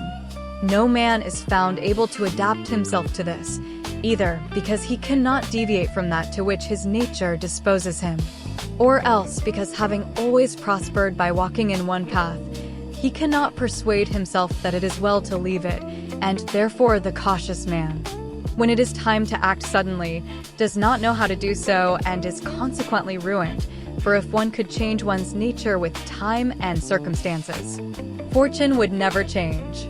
Pope Julius II acted impetuously in everything he did and found the times and conditions so in conformity with that mode of proceeding that he always obtained a good result. Consider the first war that he made against Bologna while Messer Giovanni Bentivoglio was still living. The Venetians were not pleased with it. The King of Spain and likewise France had objections to this enterprise, notwithstanding which with his fierce and impetuous disposition he engaged personally in the expedition. This move caused both Spain and the Venetians to halt and hesitate, the latter through fear, the former through the desire to regain the entire kingdom of Naples. On the other hand, he engaged with him the King of France, because seeing him make this move and desiring his friendship in order to put down the Venetians, that king judged that he could not refuse him his troops without manifest injury. Thus, Julius by his impetuous move achieved what no other pontiff with the utmost human prudence would have succeeded in doing, because if he had waited till all arrangements had been made and everything settled before leaving Rome, as any other pontiff would have done, it would never have taken place. For the King of France would have found 1,000 excuses, and the others would have inspired him with 1,000 fears. I will omit his other actions, which were all of this kind, and which all succeeded well, and the shortness of his life did not suffer him to experience the contrary. For had time succeeded in which it was necessary to act with caution, his ruin would have resulted. For he would never have deviated from these methods to which his nature disposed him. I conclude then that fortune varying and men remaining fixed in their ways, they are successful so long as these ways conform to each other, but when they are opposed to each other, then they are unsuccessful. I certainly think that it is better to be impetuous than cautious, for fortune is a woman, and it is necessary, if you wish to master her, to conquer her by force. And it can be seen that she lets herself be overcome by these rather than by those who proceed coldly. And therefore, like a woman, she is a friend to the young, because they are less cautious, fiercer, and master her with greater audacity. Chapter 26. Exhortation to liberate Italy from the barbarians. Having now considered all the things we have spoken of, and thought within myself whether at present the time was not propitious in Italy for a new prince, And if there was not a state of things which offered an opportunity to a prudent and capable man to introduce a new system that would do honor to himself and good to the mass of the people, it seems to me that so many things concur to favor a new ruler that I do not know of any time more fitting for such an enterprise.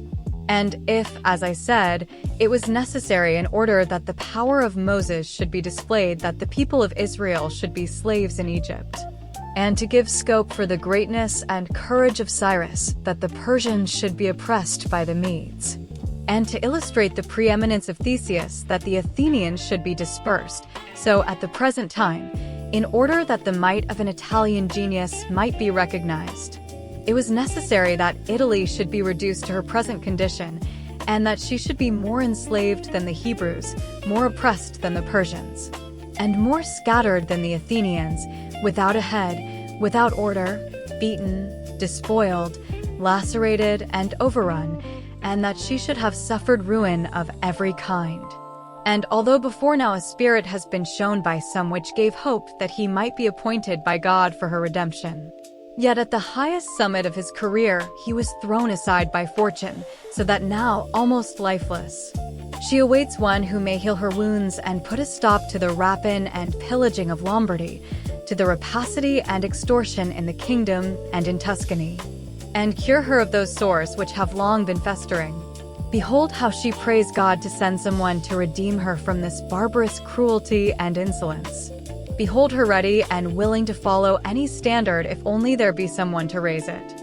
There is nothing now she can hope for but that your illustrious house may place itself at the head of this redemption, being by its power and fortune so exalted, and being favored by God and the Church, whose leadership it now occupies. Nor will this be very difficult to you, if you call to mind the actions and lives of the men I have named. And although those men were rare and marvelous, they were none the less men, and had each of them less occasion than the present, for their enterprise was not juster than this, nor easier, nor was God more their friend than he is yours. Here is a just cause, for that war is just which is necessary, and those arms are merciful where no hope exists save in them. Here is the greatest willingness, nor can there be great difficulty where there is great willingness, provided that the measures are adopted of those whom I have set before you as examples. Besides this, unexampled wonders have been seen here performed by God. The sea has been opened, a cloud has shown you the road, the rock has given forth water, manna has rained, and everything has contributed to your greatness. The remainder must be done by you.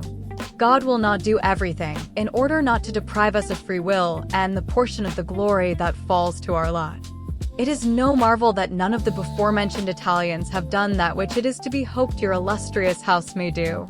And if in so many revolutions in Italy and so many warlike operations, it always seems as if the military capacity were extinct, this is because the ancient methods were not good, and no one has arisen who knew how to discover new ones.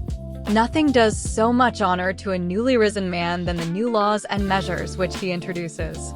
These things, when they are well based and have greatness in them, render him revered and admired, and there is not lacking scope in Italy for the introduction of every kind. Here there is great virtue in the members, if it were not wanting in the heads. Look how in duels and in councils of a few the Italians are superior in strength, dexterity, and intelligence. But when it comes to armies they make a poor show, which proceeds entirely from the weakness of the leaders, for those that know are not obedient. And everyone thinks that he knows, there being hitherto nobody who has raised himself so high both by valor and fortune as to make the others yield. Hence, it comes about that in all this time, in all the wars waged during the last 20 years, whenever there has been an army entirely Italian, it has always been a failure. As witness first Taro, then Alexandria, Capua, Genoa, Vila, Bologna, and Mestre. If your illustrious house, therefore, wishes to follow those great men who redeemed their countries, it is before all things necessary, as the true foundation of every undertaking, to provide yourself with your own forces, for you cannot have more faithful or truer and better soldiers. And although each one of them may be good, they will together become better when they see themselves commanded by their prince and honored and supported by him. It is therefore necessary to prepare such forces in order to be able with Italian prowess to defend the country from foreigners. And although both the Swiss and Spanish infantry are deemed terrible, nonetheless they each have their defects, so that a third order might not only oppose them, but be confident of overcoming them. For the Spaniards cannot sustain the attack of cavalry, and the Swiss have to fear infantry, which meets them with resolution equal to their own. From which it has resulted, as will be seen by experience, that the Spaniards cannot sustain the attack of French cavalry, and the Swiss are overthrown by Spanish infantry. And although a complete example of the latter has not been seen, yet an instance was furnished in the Battle of Ravenna, where the Spanish infantry attacked the German battalions, which observed the same order as the Swiss. The Spaniards, through their bodily agility and aided by their bucklers, had entered between and under their pikes and were in a position to attack them safely without the Germans being able to defend themselves. And if the cavalry had not charged them, they would have utterly destroyed them. Knowing therefore the defects of both these kinds of infantry, a third kind can be created which can resist cavalry and need not fear infantry, and this will be done not by the creation of armies, but by a change of system. And these are the things which, when newly introduced, give reputation and grandeur to a new prince. This opportunity must not, therefore, be allowed to pass, for letting Italy at length see her liberator. I cannot express the love with which he would be received in all those provinces which have suffered under these foreign invasions, with what thirst for vengeance, with what steadfast faith, with what love, with what grateful tears. What doors would be closed against him? What people would refuse him obedience? What envy could oppose him? What Italian would rebel against him? This barbarous domination stinks in the nostrils of every one. May your illustrious house therefore assume this task with that courage and those hopes which are inspired by a just cause, so that under its banner our fatherland may be raised up, and under its auspices be verified that saying of Petrarch, "Valor against fell wrath will take up arms, and be the combat quickly sped." For, sure, the ancient worth that in Italian stirs the heart is not yet dead. The end.